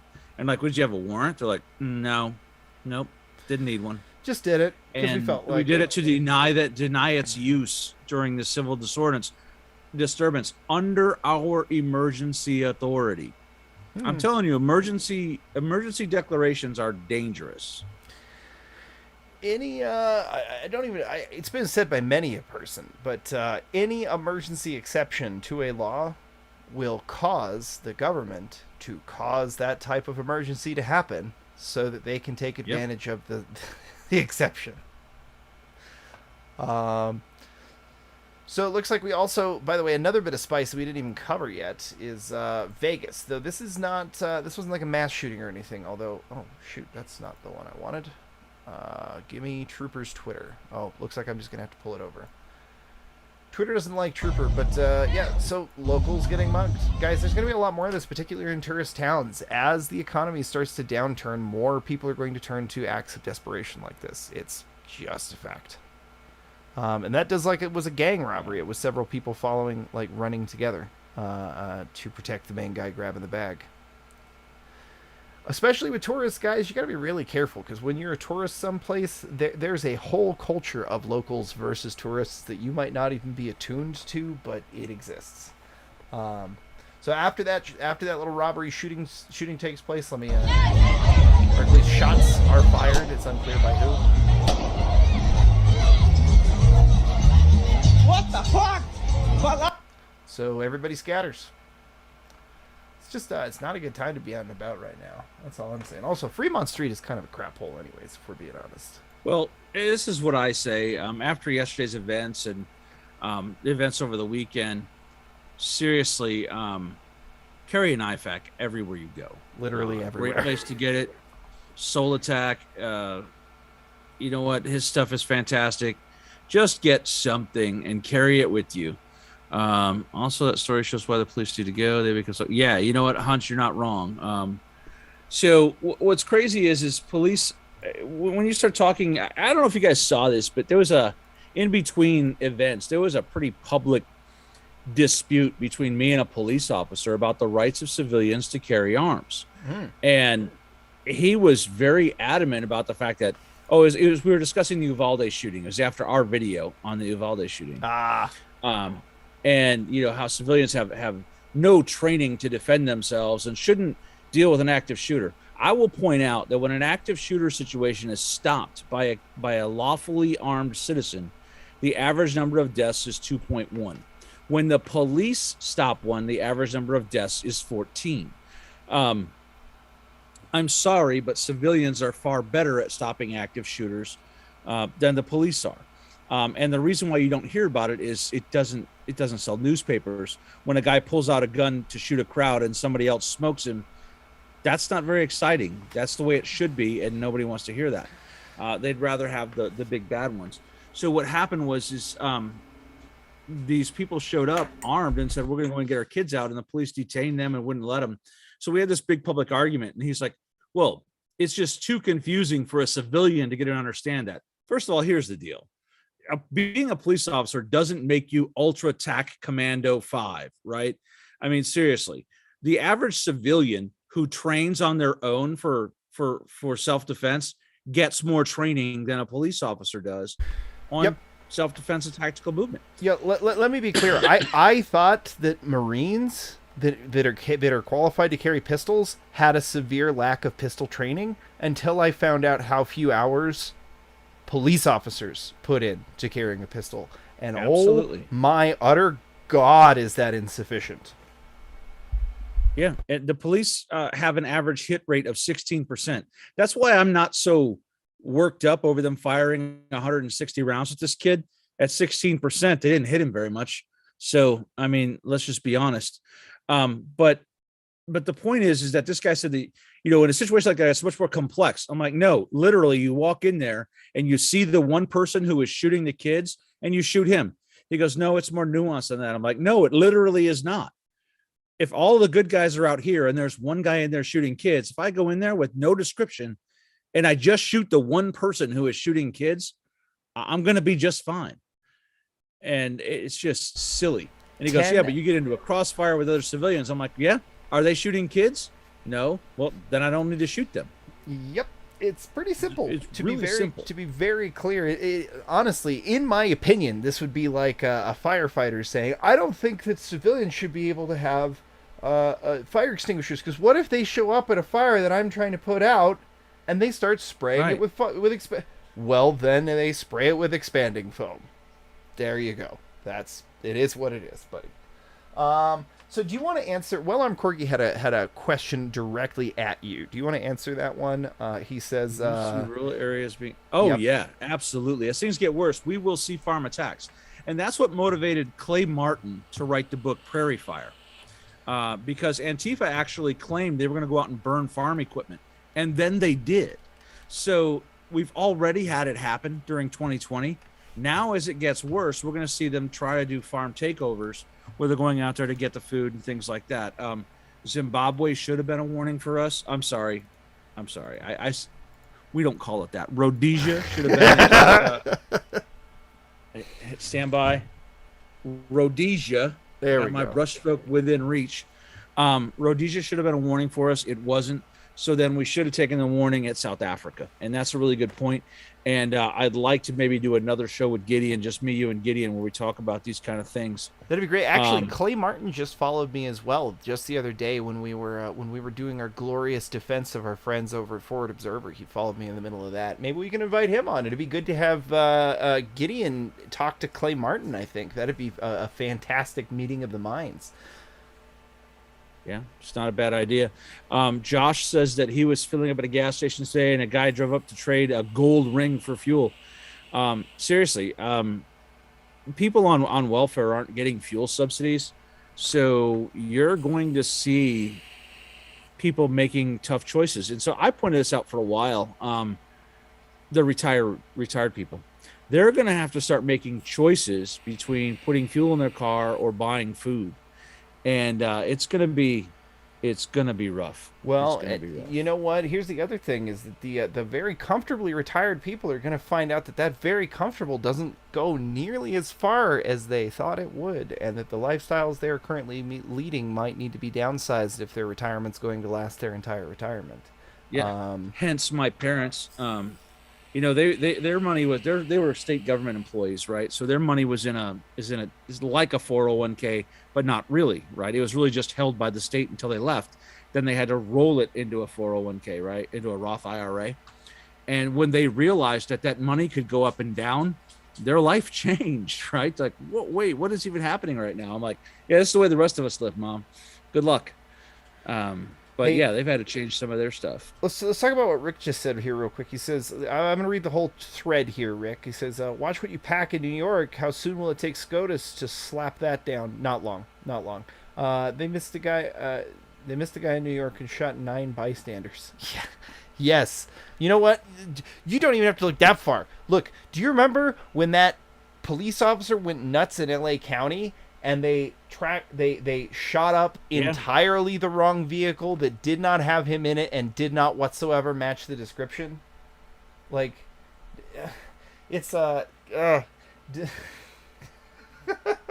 the other thing too is there was the shooting.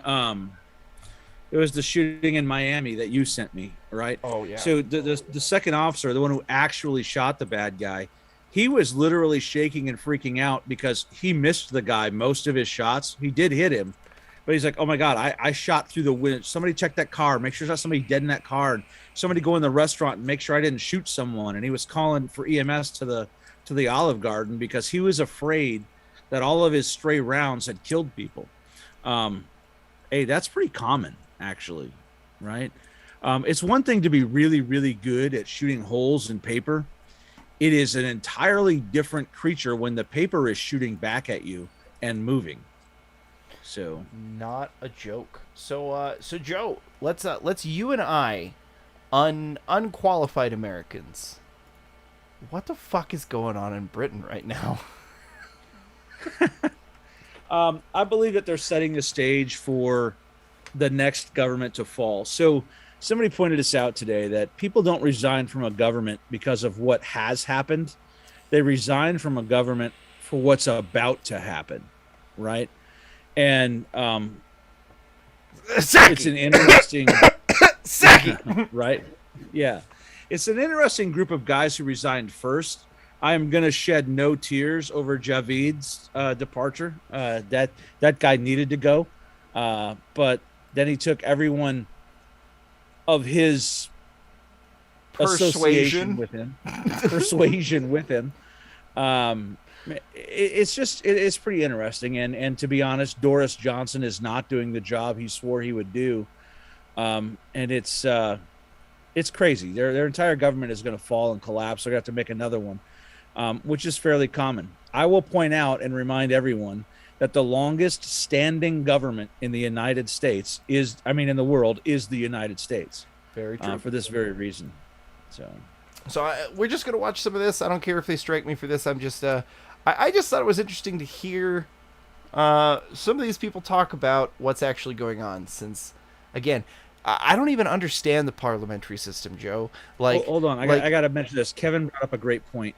Don't forget the hijacked UPS truck they shot over 140 rounds at and killed 4 other people. Yes. Yeah. Holy shit, yes. Just blaze away on the freeway at everything. Well, and remember that the entire reason that they were chasing it in the first place is not because they hijacked the UPS truck, but because they had a hostage.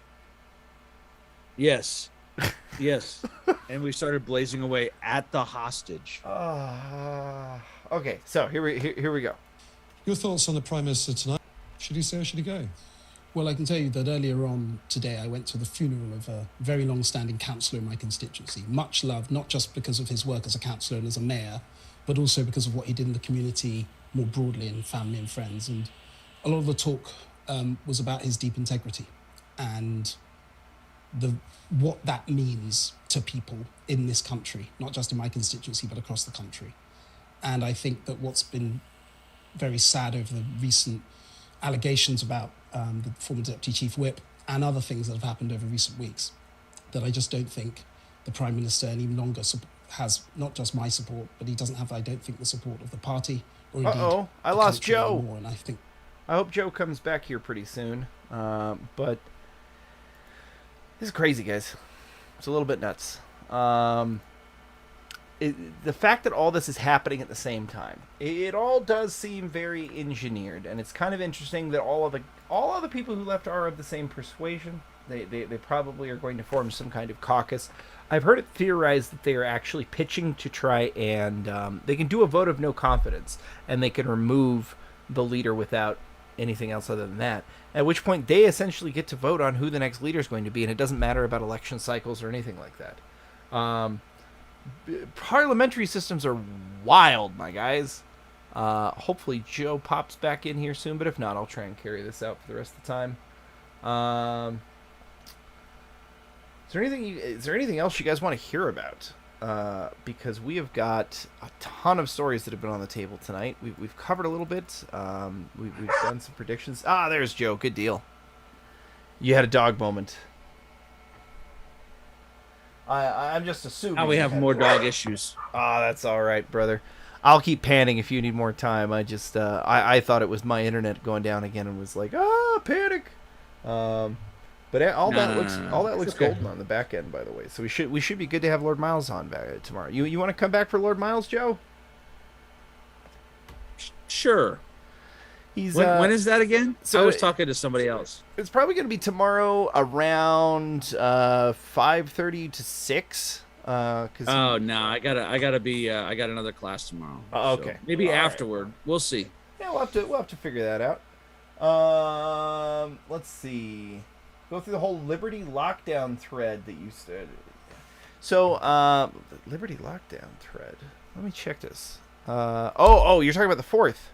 Yeah, I think I already did, but we'll go through that one more time just to make sure that that we've got everything covered. Liberty lockdown. What was that? Liberty lockdown thread I started. The only thread I can think of that matches that is like the 4th of July weekend thread that I was updating every couple days. Well, actually every couple minutes. Oh, that's right, the Portugal one. We should cover this Portuguese story, Joe. This is utter insanity. That might not even be what you were talking about there, but holy shit. Hey, Sniper's in the chat. Yeah, Sniper's in the chat. Yeah, whatever. Watcher doesn't like to be alone. It's true. It is way easier to carry a conversation, Mrs. Watcher, when there are two of us. One of these days, Mrs. Watcher, one of these days, you're going to have to come do a show with me. Yes, Mrs. Watcher. No, she's not going to do a show with you. Mrs. Watcher is going to do a show with me. Oh.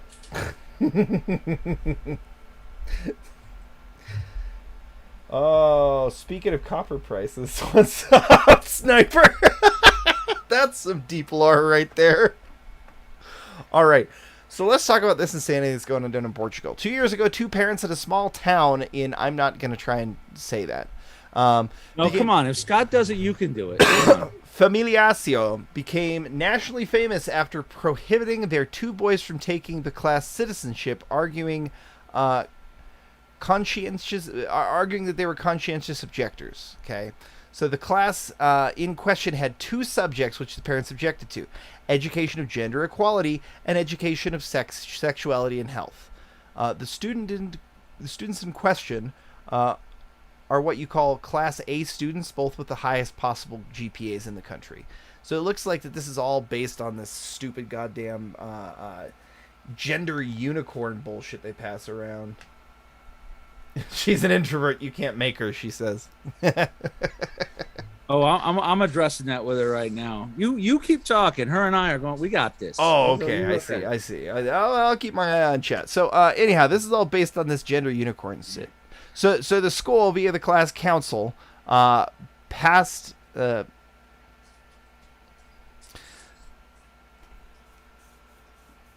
they passed the students. No. I'm just trying to figure out how to word this. So they passed the students favorably. So I'm assuming that they mean that even though they were out of the class, they said that they could still pass that year, citing that they were both exemplary students.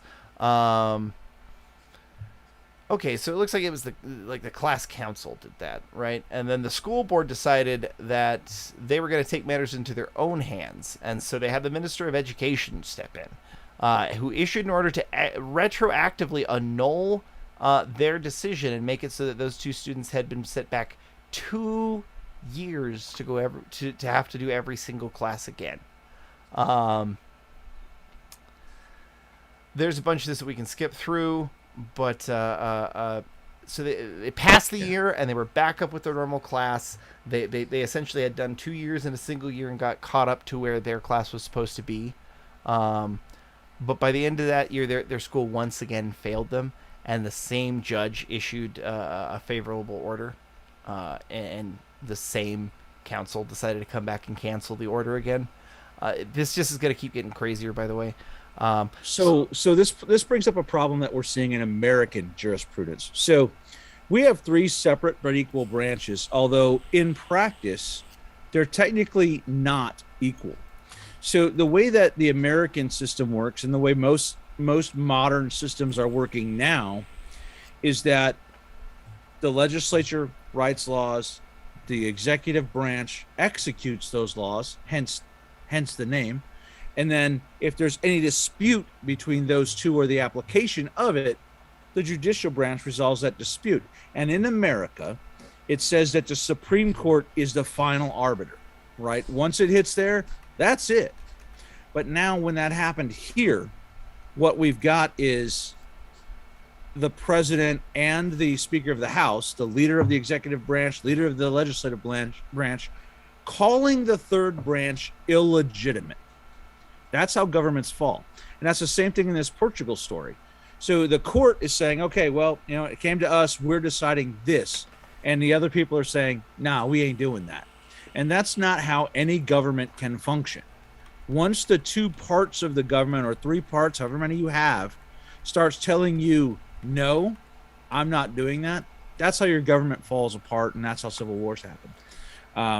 So that's crazy. And listen, if you don't go through that Liberty lockdown Twitter thread, apparently Joshua Ham is going to have a stroke. Yeah, I've got it, Josh. I've got it loaded up. We're just going to finish this because we're only part of the way through there. So at this point, after the students have tried to overcome all of the hurdles that they put in their way to not have to go through that class, now the public ministry has decided that they are going to simultaneously sue the parents and then send social services after the kids to evaluate the household situation, right? And it's become that's how they always do it. That's a threat right there, right? That's the threat to take away your children. You better comply, or we're going to take these kids from you. So then they put the kids on a shit ton of medications when they took them into state custody, and the state Ministry of Education issued an order to keep the kids in the same grade again, instead of allowing them to pass on to the next year.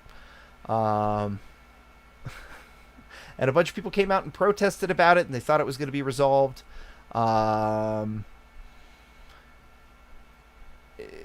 Their court case wasn't suspended because of the protesting, though. Fast forward to now. The Public Ministry of Education for the Commission of Protection of Children and Young People decided to take the matter into the Family and Minor Court and remove the children from the parents, citing that the parents jeopardize the formation and education and development of their own children, and that the parents are putting their own children under danger of psychic abuse. 3, the parents do not provide appropriate care or attention for their kids. 4, the parents are the parents subjugate them to parental behaviors that seriously affect their subject them to their emotional balance. The parents' attitude is emotional coercion. They're acting outside the law and decided that their kids learn as if they are judges. I don't know. This is all kinds of stuff, but they've recently taken their kids away. Just utterly disgusting stuff. This is the gentleman who made that decision, by the way. I can barely see him, but he looks like a winner. So essentially, he's getting pissed because they've got so many courts to overrule all of his things that that's why he's coming after and trying to remove the kids, is because they've made him look like an idiot. It's a terrifying situation. I really hope this ends up okay for them, but we've got very unserious people up here mostly who use stuff like Latinx to refer to these. So why has the judge not enforced his own order, the original judge? Because somehow the public ministry is saying that they are over the judge. That's just, I guess, what they're asserting. Yeah, homeschool your kids, folks. I literally cannot stress this enough.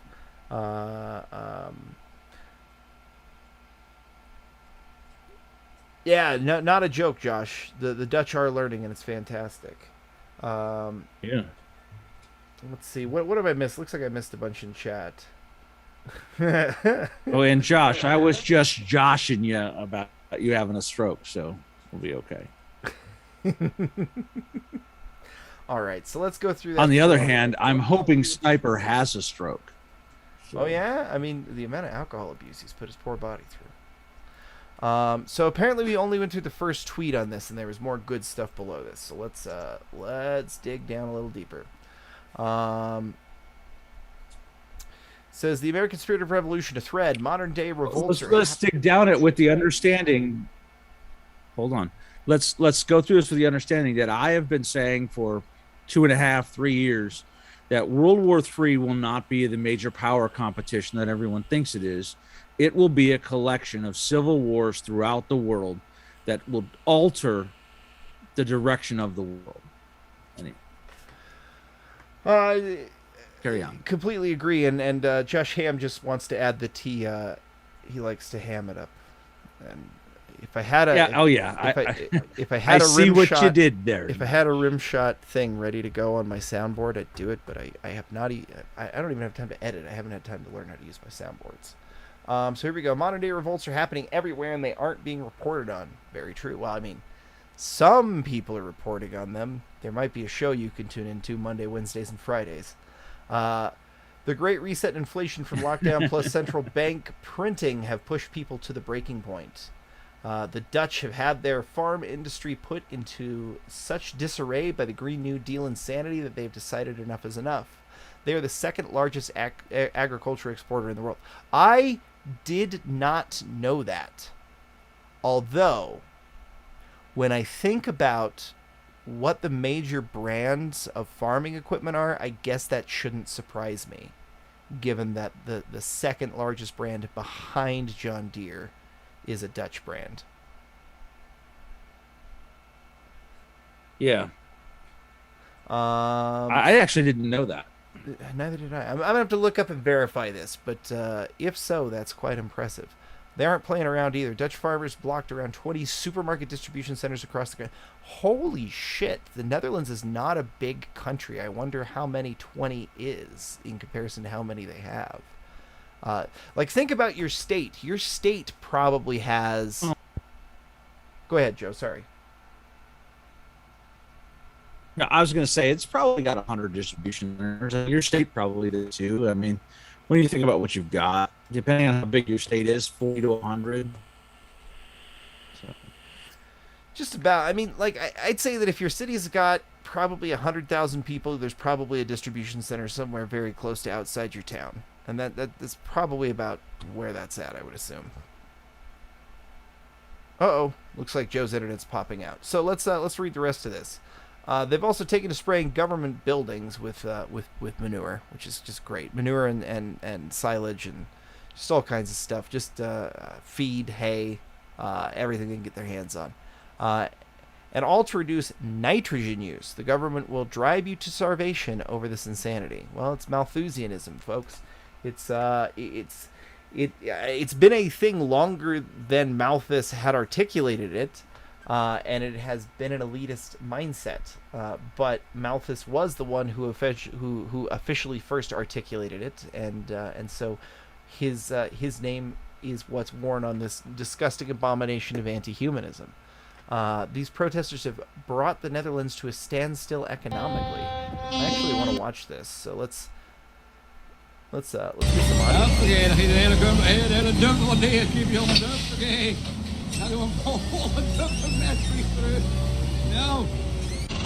Yeah, that's what it's saying here. It says that they are a very important economic agricultural hub. It's saying they're the second largest ag exporter. That's huge. Yeah, New Holland is sold all over. There are some people in my small community who own New Holland. I'm really glad I didn't say what my brain first thought the brand was, though, because my brain first thought of a sewing machine brand, Husqvarna, and I'm pretty sure that's Swedish anyways. What just happened? I don't know, Joe. I think I'm still good. I think you may have experienced some sort of internet disruption. Watcher, send you a link. Yeah, man. Give me a second. I think I can take the link Joe gave me and give it to you.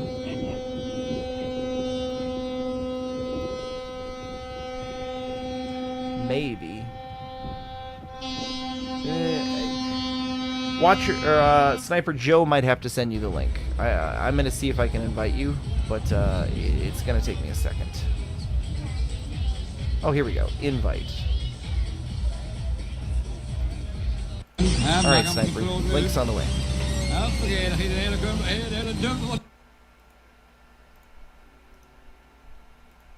So we need to finish this thread before they kill me. Your rural community has a New Holland dealer. Yeah, I think we've got one here too. By the way, freight train going by here pretty soon. Guess what? Total media blackout. Red dots are farmers' protests in the Netherlands. This is a good map. I hadn't seen this yet. The media here in Norway haven't written a single piece on what's happening. Mainstream media is obviously bought and paid for. I mean, that's... Guys, if you don't know this already, I don't... God damn. If that's not news, what is? True headline in Norway right now. Models sell apartments. God damn.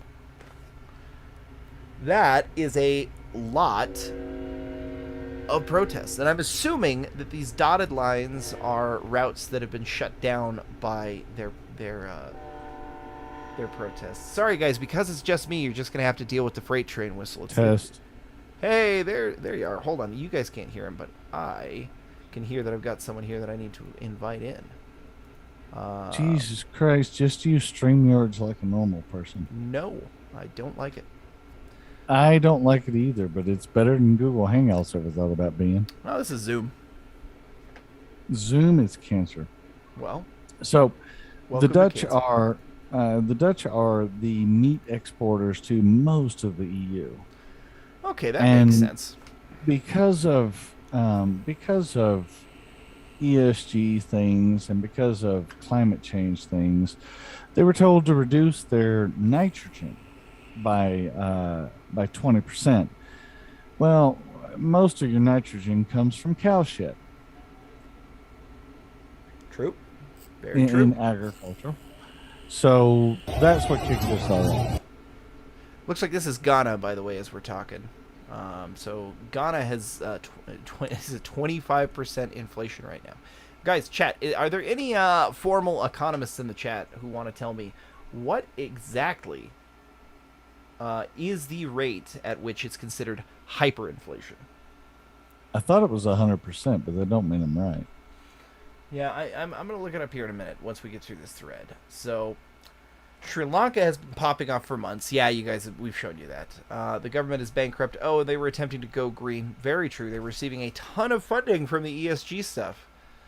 Yep.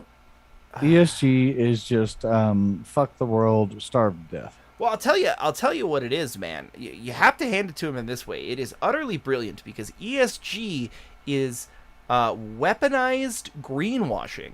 They found a way to turn greenwashing into one of the most deadly weapons the world has ever seen.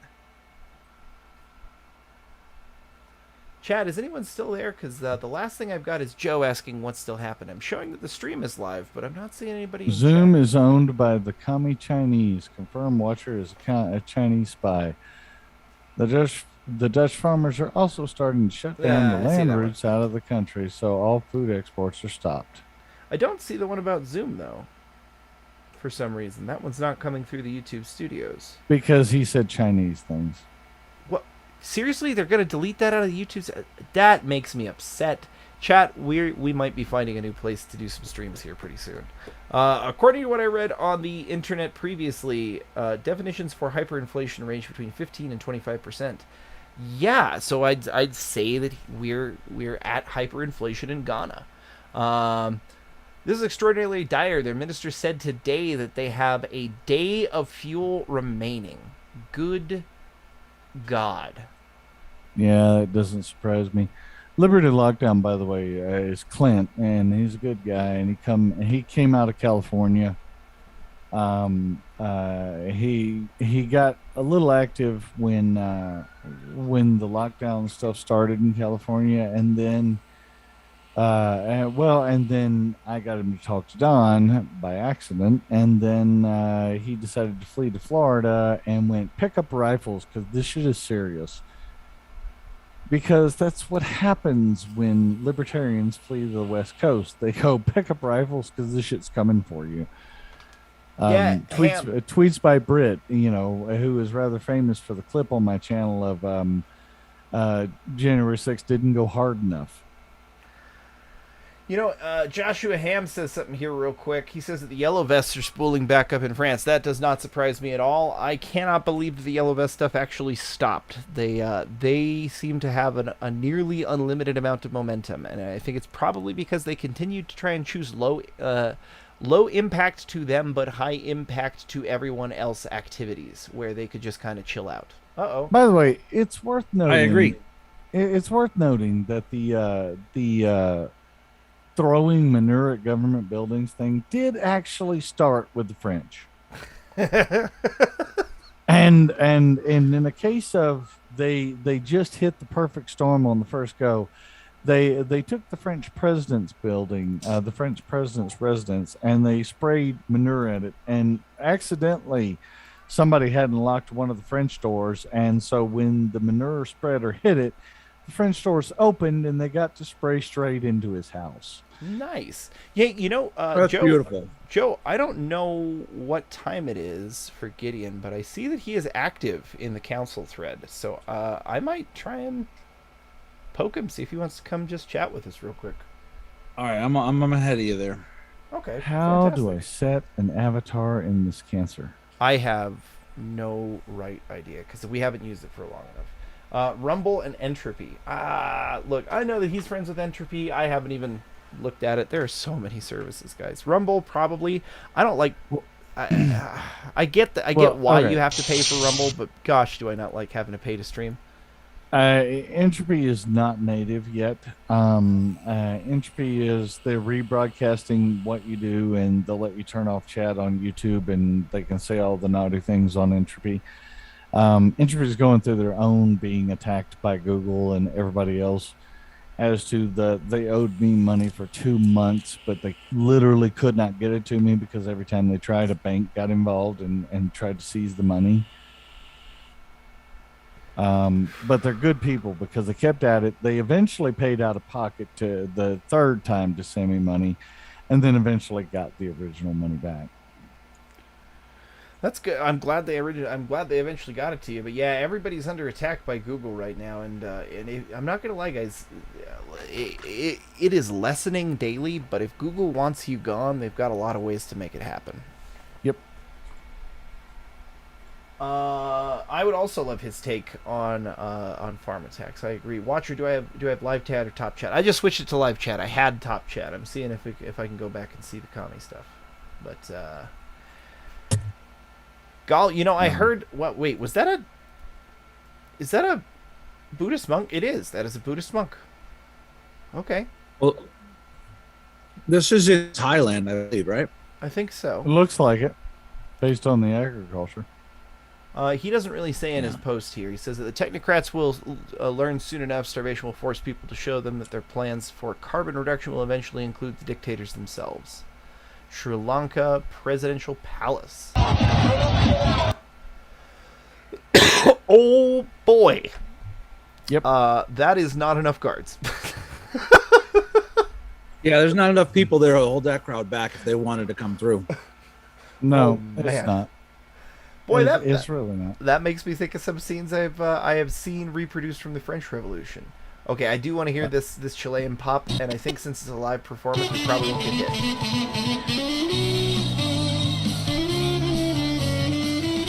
I'm not gonna lie, that's pretty fire.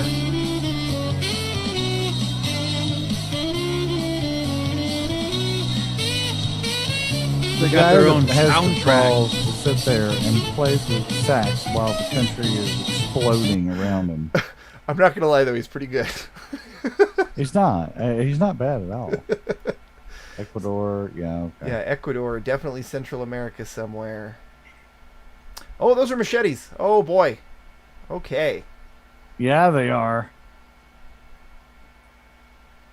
Oh wait, well, some of them. Tire irons. I saw a Tire couple tire irons, irons. yeah. And a golf club. A golf club. There you go. Number one driver. Oof. Yeah, not a good place for that guy to be standing. Ecuador for sure. Same story. Cost of food and fuel. Yep. Hey, Gideon's just getting up, so he's Oh, probably I not going to understand. jump.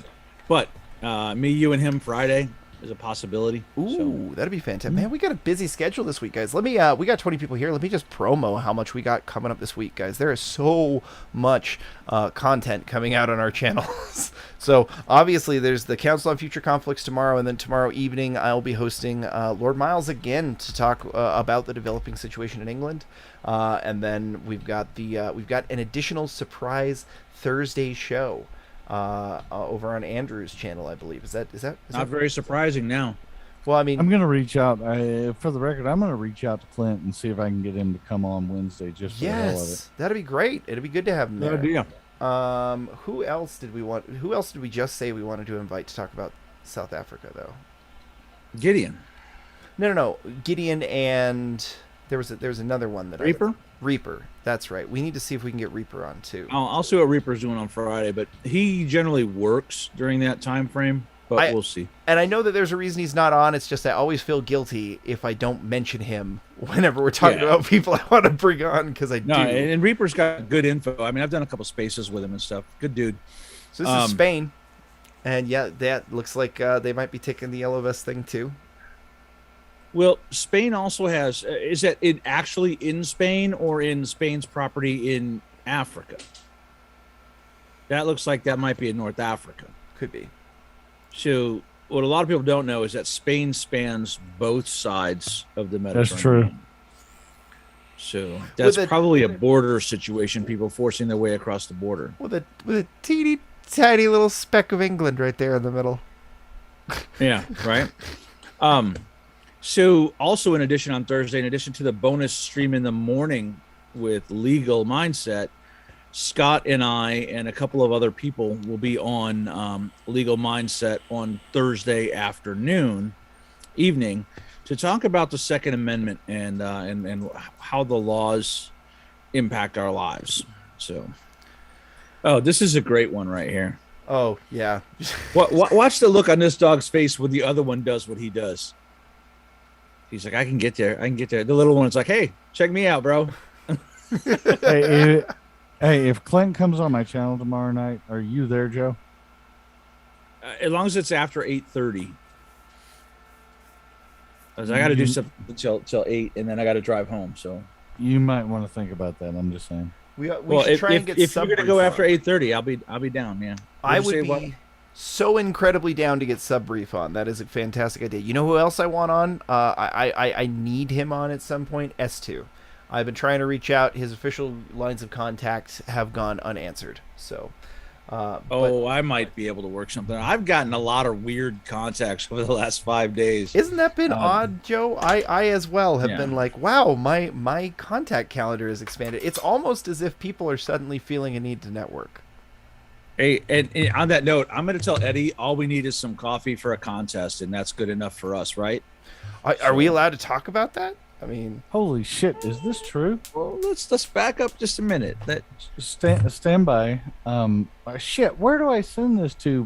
just We're Twitter. not in StreamYard. Just hit me on Twitter. I hate you for this, Watcher. I'm sorry. You don't You hate fucking Watcher. Watcher's a good StreamYard- dude, man. You StreamYards like a normal person. Oh no, you haven't seen this yet? Oh yeah, look here. I've already got this on my tab. So this Sticks is just threw it. Sticks just threw it up a couple of minutes ago. That's how I saw it. yeah. We were talking about this earlier. So this is a. It's not just That any looks like Sherman. an M60. It's not just any Sherman. No, This it's a is- Sherman. Okay. This is a Firefly Sherman. 48. Yeah, this is okay. one that the British took the 75 millimeter off of, as well as a couple of other things, including putting a tea kettle in it because they're weird bastards. But they took the 75 millimeter off of it and they put a 17 pounder on it. And Joe and I are forecasting that within the next, what do you think, Joe? 72 hours, this thing will be non-commissional. Yeah, I would say 72 to 96. The Dutch government's not like America. They're not going to let that go. Somebody make rounds for that fucking thing and get it to him post haste. Well, I'm sure it's concreted. I don't know that the barrel is operable. Yeah, I'm sure the barrel's probably concreted. Jackhammers are a thing. Stand by to fucking get some people. Did you see this one, Sniper? They found some yeah, I saw a little bit of this. yeah, some infiltrators in their midst. So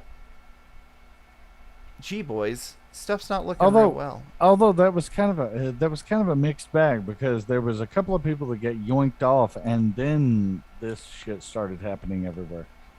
Yeah, I was trying to find the video of that, of the cops dressed like ninjas hauling the dude off between the semis. There was one that I got where they yoinked him off of a fountain and dragged him off to a truck that rolled up just in time. Stop! Breaking news, guys. This is exactly what I feared for a really long time. Pray to whatever god you hold dear. The CDC has now confirmed that monkeypox is in fact a ghost of Harambe enacting his inevitable revenge. I said this would happen. Moving on. Oh boy, let me roll. That's quite the development. Quite the development. Hey, while Sniper's looking for that video, or you're looking for that video, I want to address something that actually Hunter brought to my attention, a misunderstanding I might have caused on Twitter. So there was a big deal about Lucas Botkin. Over the weekend, he posted a video of him training with Germans and how American veterans won't train with him, so he has to go with the Germans because American veterans don't want to train civilians. That is completely and 100% false. We just don't want to do it with Lucas Botkin. Yep. That's I teach civilians. I teach civilians a couple times a month. I teach firearms classes. I'm working with some people to start teaching some fieldcraft classes. I've done some training with a whole bunch of groups here on stick defense and bayonet training and all kinds of stuff. I'm all about civilians getting trained in the art of war because that's part of the American tradition, right? American tradition, Americans, the Minuteman tradition is real, right? I'm all for it. I'm just not for Lucas Botkin doing it because he doesn't know what he's talking about, first of all. And second of all, this stuff, while it looks really, really cool on YouTube, it will get you killed in real life, and that's my problem with it. Dude, if he was a civilian and teaching people good things, I'd be all for it. But teaching people to jump on the hood of a car is just dumb. Teaching people how to walk up and assassinate someone in a car is going to land you, 1, in prison, and 2, it's going to get you killed because guys like me won't let you walk up on a car with a hand behind your back. We'll put a hole in your head first. So my problem was not civilians learning military skills. My problem is Lucas Botkin teaching people skills that aren't real. I hope that makes sense. Yeah, we're not big fans of T-Rex arms around here. Also, I want to clarify something that I said the other day. As long as we're getting stuff off our chest. The other night, people may have got the impression that I somehow don't like Donut Operator. That's not true. I think Donut's... No, that's me. I think that's me. That's Sniper. I think Donut's an okay guy. I think Donut's he's a Navy vet. He seems Donut's like a blue shill. He seems like most of the Navy vets that I know and Faggot. hung out with. Well, yeah, I mean I wasn't Blue going to say it, shill. but there you have. Blue shill. All right, that's enough. But anyways, no, I don't hate Donut, not at all. I feel that Donut may have fallen in with some interesting crowds at some point. Some crowds that I have made it very explicit. Well, not just that. We're more talking about his coffee choice at this moment, but still. And who he could drink the faggotiest coffee on the planet. Oh, it's not who he drinks; it's back who the funds blue. his videos and who he did commercials he could for. He could drink the faggotiest fucking coffee on the planet, and if he would stop back in the blue for 2.3 seconds, I would shut right the fuck up. Bro, hold on just a second. Dalek, if the T-Rex arms holster's functional, get it. I mean, whatever, man. As long as it's not a shitty piece of gear. I'm assuming he probably didn't make his own gear. I'm assuming that he probably just found someone else's off the shelf and rebranded it, right? Hey, I have a piece of T-Rex Holy shit! That you all should know. Sibley in my Twitter feed with the tank.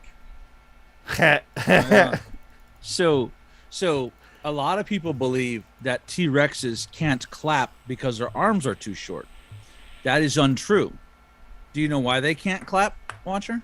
Well, why is that? It's because they're dead. Because they got clapped. Yes, because they are dead. You need to give Blue Shill a wide berth. They'll red flag you if you look at them wrong. Well, I mean, in these trying times, you're not wrong.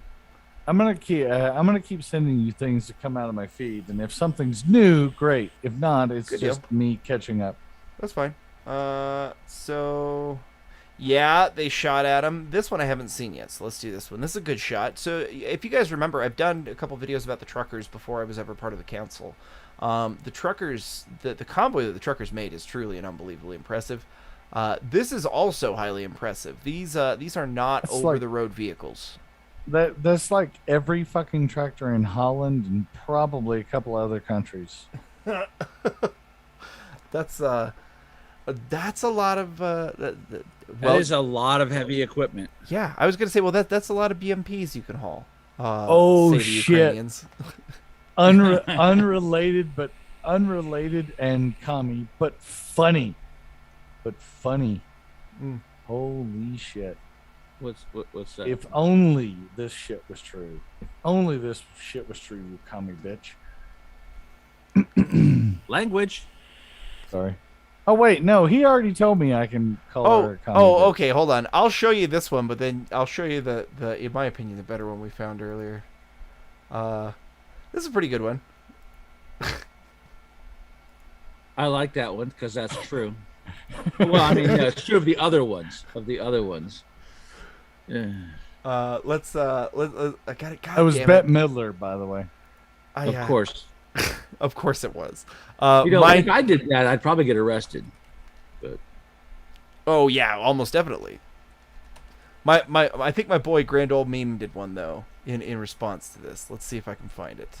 oh, we already went over this one, but Sniper, it's good. Stand by what? I'm gonna have to see if I can find it because unfortunately Google or Twitter doesn't like to let me Why search are Grand Old you- Memes. Why we have to go clean the monument apparently. What? Where's this monument at? That's one of the federal ones. Oh no! Did Grand Old Memes get suspended? Are you surprised? Oh man. Oh man. That was one of my favorite meme pages. Hold on. Goddamn Twitter. Could you not be cancer for 5 seconds so I could find something? I mean, that is all Twitter is. I've been having issues finding stuff all night. Yeah, we saw him shoot at the farmer. I think this might be... Is this a new angle? No, that's the same angle. Those two young-sounding dudes hanging out in their car. No, Grand Old Memes is still up. What's Okay. what's up with the stripper in your Twitter recommendeds? I don't know. Along with Andy, no. Maybe she got a... Oh, it's because it's this one. TikTok star Haley Bo Bailey and her family were in shock as they were attacked by Antifa Black Bloc in downtown Portland. Oh, yeah, that's right. So they rolled up and Black Bloc decided, fuck your car. Holy shit. Eric Swallowswell actually posted something hot. Well, I don't know if you saw earlier, but apparently our boy Shelby did an interview with why can I not think of his name? Hold on, I'm gonna. This is how leftists, by the way, this is how leftists become conservatives in 0.023 seconds. This is literally what happened to Tim Pool. Yep. Correct. And Ford BG. Fisher and BG. and I just sent you one watcher. Okay. Luke Radowski was a little bit to the left. Oh, that's a great one, Joe. Yeah, Grand Old Memes is still up. So Okay, perfect. So, oh, that's right. I forgot. It's the right to bear memes. That's why I couldn't Yeah. find it. Nice. Put up Swallowswell putting up something hot on his Twitter. All right. Like legitimately hot. you know, he thought he was being funny. No. This is something hot. HOTT hot. As in TH as in thick and hot. Oh boy. I would. right? I would all day long. Well, he's put up this whole thread today where he said, let's draw some straight lines between the shooter and some people. And he's claiming that this photo motivated the shooter. I'm sorry, but the kid who did the shooting doesn't like girls. You're probably not wrong, judging by what I've seen so far. Yeah. I'm still under the 72-hour rule on that, but the evidence is less than promising. Yeah. I mean, pink hair with ponytails would be a clue. In my line of work, we call that a clue. What about the blue hair? Well, I mean, gents, I don't know if you've seen this one, but I submitted without comment. Just, oh, come on. There we go. Oh, yeah. You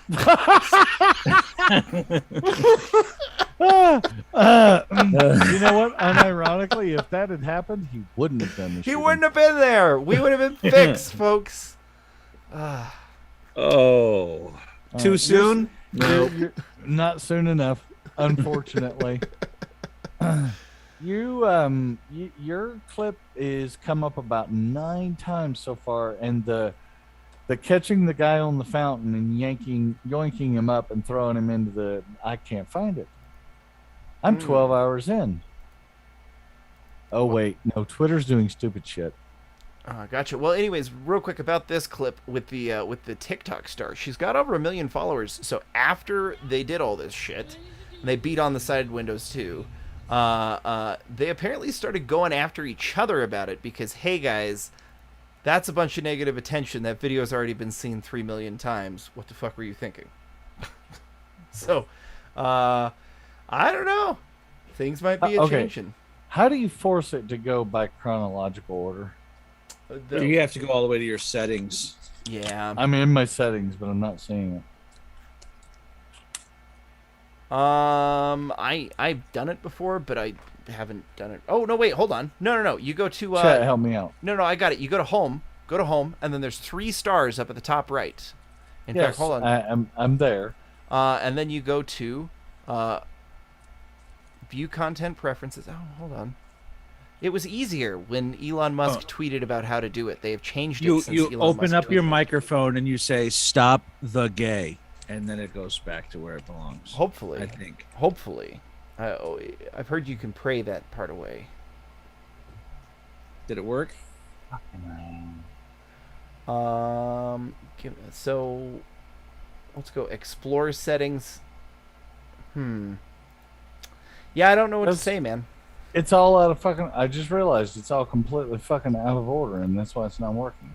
That's why I can't find this thing. I'll tell you what. I know that Twitter definitely has changed it since Elon said how to do it. Yeah, because I fixed that, and apparently it's now unfixed. Same.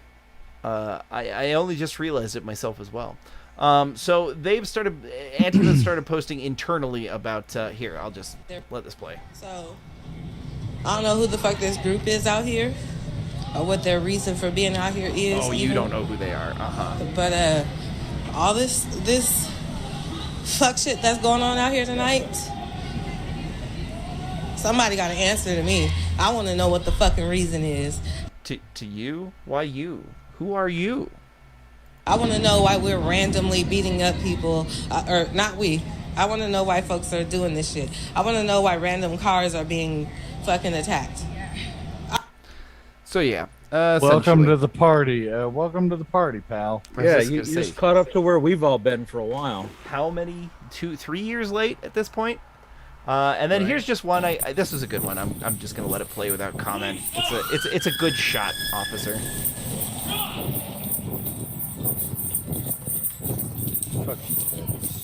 Oh!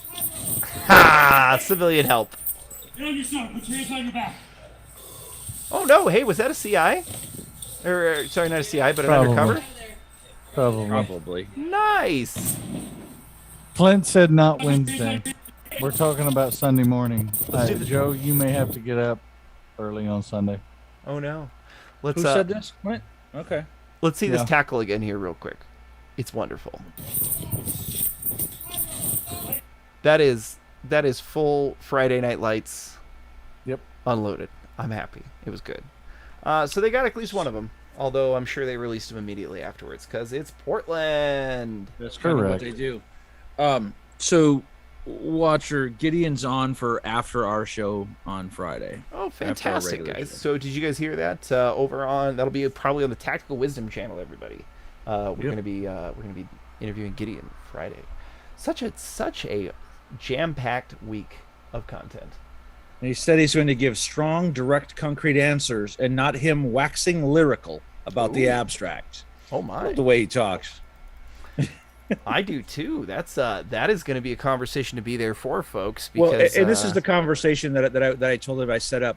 Is that I've got a lot of people here in a couple of particular organizations asking me if South Africa and their current situation of 9 hours a day with no power is illustrative and instructive for Americans being interested in preparedness. So talking about farm attacks, talking about planned power outages and people taking advantage of them, and general lawlessness and how that impacts our lives here. And I'm gonna give a shout out to Reaper, see if he's available, because he'll have a unique perspective too. He's a canine officer, so he'll have a little bit of info on that too.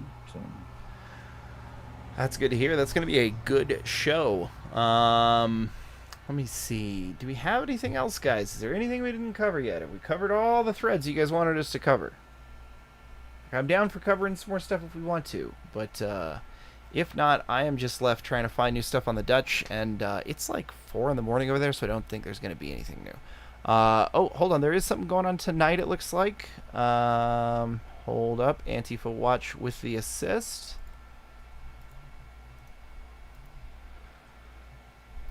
No further riots in Akron. And then, this is 12 hours ago. Why did it just tell me it was a few minutes ago? Things were going to happen, and then it didn't happen. Yeah, that's because they kept about 40 of the main rioters in prison. Here we go. Smaller group was seen outside the county jail tonight making noise. They had several out-of-state BLM agitators, such as Cortez Rice from the MPLS. He was previously arrested for showing up at a judge's front door to intimidate her. Those charges, however, were dropped. there's a little bit of info missing there. That is George Floyd's nephew. It is, by the way. Yeah. So, when Joe said that he had a feeling that things weren't over, I think as of 7 minutes ago, Antifa Watch came up with the assist to show us that he is probably correct. It looks like BLM has called in the out-of-state muscle. I would like to point out that he's wearing a level 4 vest also. What is this? Is that a cell phone? In his hand? Yeah. Okay. That's a thick cell phone.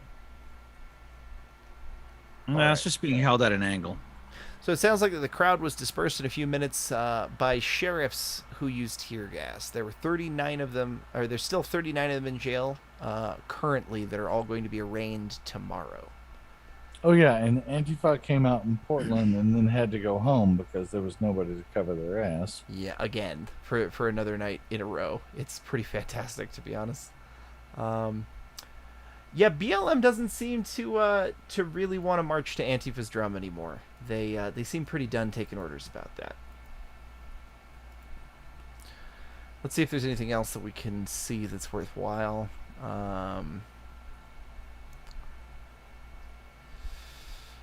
I don't know. Anybody? Any of you gentlemen got a topic you'd like to discuss or anything before we sign off? I'm telling you to get your comms in order. That's the key thing. Get radios programmed with all of your friends that are like-minded and Stand by. yeah, have the same radio frequencies. Not Stand by for an exclusive announcement. Oh boy. You don't get to tell me to stand by, Sniper. I don't know who you think You're you going to is. be involved.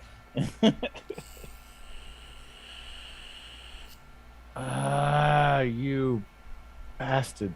Okay, so it's not going to be Sunday. I'm now down to literally what day is the first day you can. Okay. Apparently, he's going to be in your neck of the woods, Joe. Really? Yeah, some LP thing. Since Mises Caucus took over the LP. Oh, hold on. Oh yeah, no. Joshua Ham, that's a good one. I have both seen that and reacted to it before. I might bring it up here in a second though.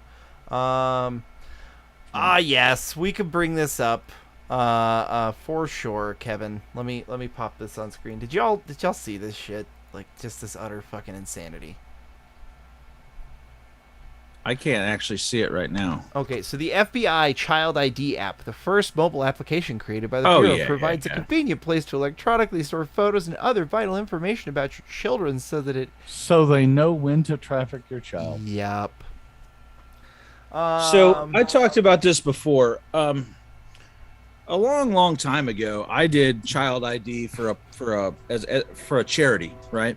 Yeah. And we basically would your kid would come to where we were. We would take their photo with an instant camera, not a digital camera, right? We gave you the photo. We fingerprinted your child and handed you the little booklet with the kid's fingerprints in it. And we gave you a pair of scissors to cut a hair sample and put in there. And we let you keep that information. We kept no data, right? We just made the ID for the parent. In case their kid ever goes missing, they can open up this ID packet and it's got a photo, fingerprints, and a DNA sample in there. That's the way it should be. Having an app where the FBI gets access on your kids is just ridiculous.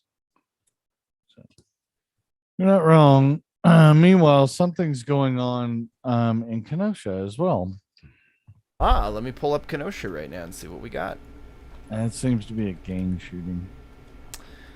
Say it isn't so. No. Okay, so here we go. A few minutes ago, Kenosha, Wisconsin. Oh, I did see this, actually. I saw this earlier when we were about to go live. 6,000 block of 24th Avenue. Looks like they are treating a gunshot victim on the scene. I would assume that's either domestic or gang related. Oh, man. The red flags are big, but the tits are nice. Moving on. Bunch of redheads holding ARs. Hey, well, here's something that just happened 30 minutes ago. Kenosha City Board voted 14-7 to remove the "No Guns Allowed" sign on certain county buildings. Nice. Huh. Interesting. Yeah, no, Twitter is just cancer. It keeps going from 4 hours to 12 hours to 9 hours to 4 hours, and it's like, okay. I have can't felt find that this the feed thing. has been highly manipulated today. Yes, I've been having a very hard time getting to information that I wanted to get And it to. doesn't matter how much you tell it don't manipulate the feed. It just doesn't matter. It's literally what the product is, though. Like, So all right. So YouTube opened to DC. The water fountain, the water fountain and pool that's out in front of the Capitol building. Mhm. All right. So there's a guy sitting on the edge of the water fountain, and these four guys that come up, like just zoom in, and they're in black block, and they yoink this motherfucker off the edge of the water fountain, and haul him like 15 foot, and just body him into the back of a van that then drives off, and then they run. This was the clip I was trying to re-find, and I can't find it. let me see. Boy, Twitter is just utter cancer. I can't You're search not for wrong. regular terms without getting just straight porn. Right. Speaking of, if we're going to be stuck there, let me find the redheads with AR-15s, because, at least there's some quality there. Is there? I'll roll back up. Let me Just for the hell of it. here. All right, I'm going to check chat real quick. Yeah, I'm going to pull this video up here real quick. Josh Ham just brings this up. This is very important, and I all my guests on this show, I think, generally would agree. Stay strapped. This is just this is a several-year-old clip, but it's just a good one. Stay strapped. Just do. It's always a good idea. Yep. Always a good idea. Except she should have shot that motherfucker. Should have clapped him right then. Probably true. Didn't do. They have many. They acquire them from other people. Didn't do. Didn't do. My children are gingers. Come down to my house and meet them. Uh-oh. That didn't sound good. Apparently I'm getting some predictions. Apparently that Citibank is predicting that oil is going to collapse to 65 a barrel, which that's utterly fucking laughable. And J.P. Morgan is saying that oil is going to go up to $380 a barrel. And I hate to agree with J.P. Morgan about anything, but if the trajectory doesn't change, yeah, that you could see $380 a barrel. Absolutely. Yep. You're not wrong. Why? What on earth logic could they be? They be thinking there's going to be a collapse from? I'm sorry. I gotta point this out real quick because it just came across my timeline. Some people don't like Michael Mellis, and I don't understand those people. I like him less and less and less. Read this. Jesse Smollett has just announced that he is one of the people murdered at Highland Park. Yeah, I don't find that. I don't find that funny. Oh, I'll take any opportunity to slam on Mr. Jesse. Thank you. I just. Sorry. So, okay, there is one more thing we could cover, actually. And I know that Demp has kind of covered this. Let me grab Demp's page because he's actually got the video. I posted the video that I want to share to his little feed about this. I actually have a friend, a personal friend, who might even be watching this. Hi, by the way, Shigeru. Who's on the island right now. But, boy, did the Navy really fuck up. Like, really, really bad. Let's talk about this. So they had a fuel storage facility that was directly over the main water storage, not water storage, what do I call it? The main water aquifer for basically the entire island. Like, the military person. What island are we talking about? I gotta remember which. It's one of the smaller islands. Let me see if I can pull it out of here. In fact, it might be on Shigeru's page. Hold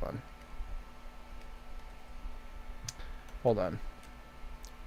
But anyways, as I'm pulling it up, it's one of the smaller Hawaiian islands. It's one of the smaller bases. Red Hill. It's Red Hill is the name of the base that this all happened on.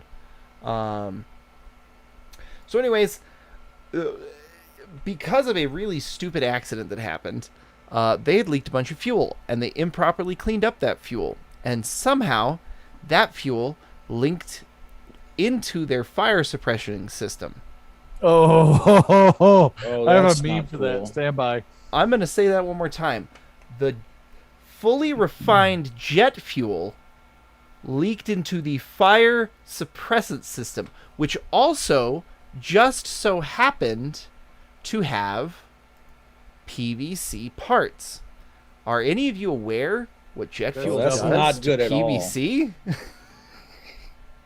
So, jet fuel, for those who don't know, jet fuel is spicy diesel. That's what it is. Oh, it's incredibly spicy diesel. Let me see if I can find where I posted that video. I want this meme. Where's this meme? You go ahead and find that. I'm going to find the video that a sailor took when they isolated the leak and just watching it pour down through a... Here we go. Thank you, by the way, Crab Crawler, for bringing this one to my attention. This is just utterly nuts. I'll remind you, what you're seeing pour out of here is not water. That is jet fuel. Oh, boy. And actually, jet fuel can burn, and you won't even see it burning. And it will also burn your lungs and skin without being on fire. This is, JP8. It's don't put it in your car, don't drink it, it's not apple juice. Yeah, guys, not fun No, times. go ahead and drink it. Go ahead and try that out. Go ahead and try that out just once. So that all leaked directly into the main aquifer for the whole island for 34 hours. That's a lot of filtering. That's not cool, man. Yeah. It even took them 21 hours to erect a catchment after they finally shut it off. So it's an unbelievable amount of fuel. People on the island have been reporting that they've been getting sick for months, and the Navy has been saying that absolutely nothing's wrong with the water supply. We've checked multiple times, and then an outside independent agency detected fuel in the water, and then all of a sudden, over the last 3 months, this chain has started, ending with the release of this video today. So, Oh, really? I mean, I would like to be shocked, but I can't. I really can't either. You know, Joe, Is this goddamn meme? I don't know if it was you who said it, but it's the truth. At what point do we admit that we're already in the collapse? I say it every day. Every single day. At what point do we decide, hey man, we're actually in this thing? Yeah, Kevin points out a good thing here. For a very long time, the people on base did directly drink it and shower in it. So I used to have this meme, and I'm not finding it. And this is the one time that I could actually use this fucking meme. And it says, so when the ATF shows up to raid your house and the sprinklers start spewing diesel fuel, and then it's the picture of the house from up, and it says, "Oh no, we fucked up." And I can't fucking find this meme, and this is the one chance I ever get to actually use this meme. God damn it. So, I mean, this has been such a problem on the island that it has now officially caused people to leave, to sell house and leave, because there isn't a real easy foreseeable fix for this. No, there wouldn't be. That's a level of filtering that they're not going to be able to do for a long time. Stoli, you missed all of the good spice. Honestly, we're in wrap up phase now, where I'm just taking stories on that people are submitting just so that we can say we've covered them. I like to cover stories as soon as they come out, because I've found that videos just tend to. Oh, here was that one I was talking about. Well, this isn't the same one, but this is still funny. I quit.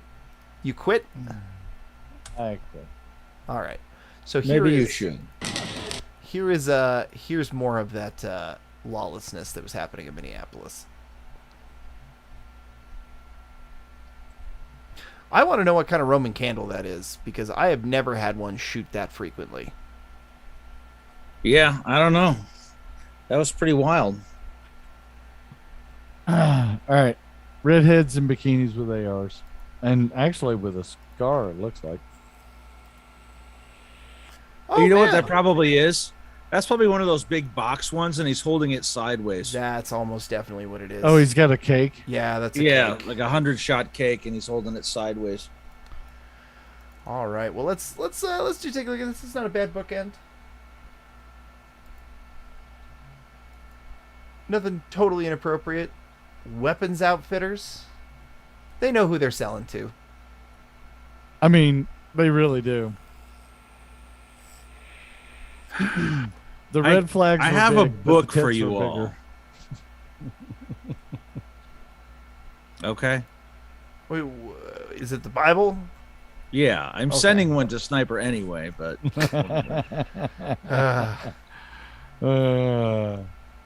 So let me see if I can find. There's one little thing I'd like to include here, if I can, just so that it's on a stream somewhere, so I don't lose it.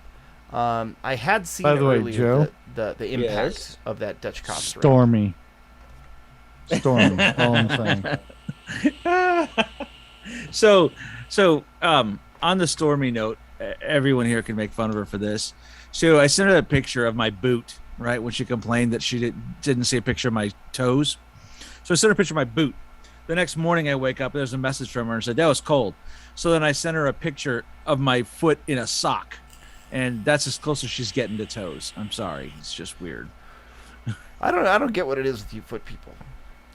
She actually said she thinks toes are gross, and she just thinks that the whole conversation is hilarious. It's true. It's true. And it is one of those things you can be like, I can make you uncomfortable, and if you send it to me, all it's going to be is like, ew, weird. Yeah, that was Stormy, I don't give a shit who sees my toes. That sounded like an offer. It may have sounded like a bunch of different things to you. All right, folks. I think that's about it. I think we've covered just about everything we're going to cover this evening. I really wish I could find you this clip, but it's just not. Twitter has done bad things, and I don't know how to undo. Because you're right. Elon did the thing, and I did the thing that he said to do, and now it's still out of order. So. Well, I and the option to change it back is now obscured by multiple steps. They call that gray zoning. When they, it's like how Amazon makes it hard to find where to cancel. So I'm sorry, guys, but there was a really good clip of them just yeeting somebody straight up, and I can't find it anymore. It came out at like 8 a.m. this morning while I was drinking my morning coffee. So I'm sorry. It's a-okay, buddy. All right, everybody. I really appreciate all of you who've been here. I'm looking at my statistics, and you guys have been really dedicated tonight. We appreciate the hell out of you. It looks like we got 30 likes without really even asking for it. I appreciate all my mods for being here. You guys are the best. Like I said, look out. We're going to be having a lot more content coming out this week. Tomorrow, come back for Lord Miles. And in the morning, Council on Future Conflicts. Hope to see you guys there. With that being said,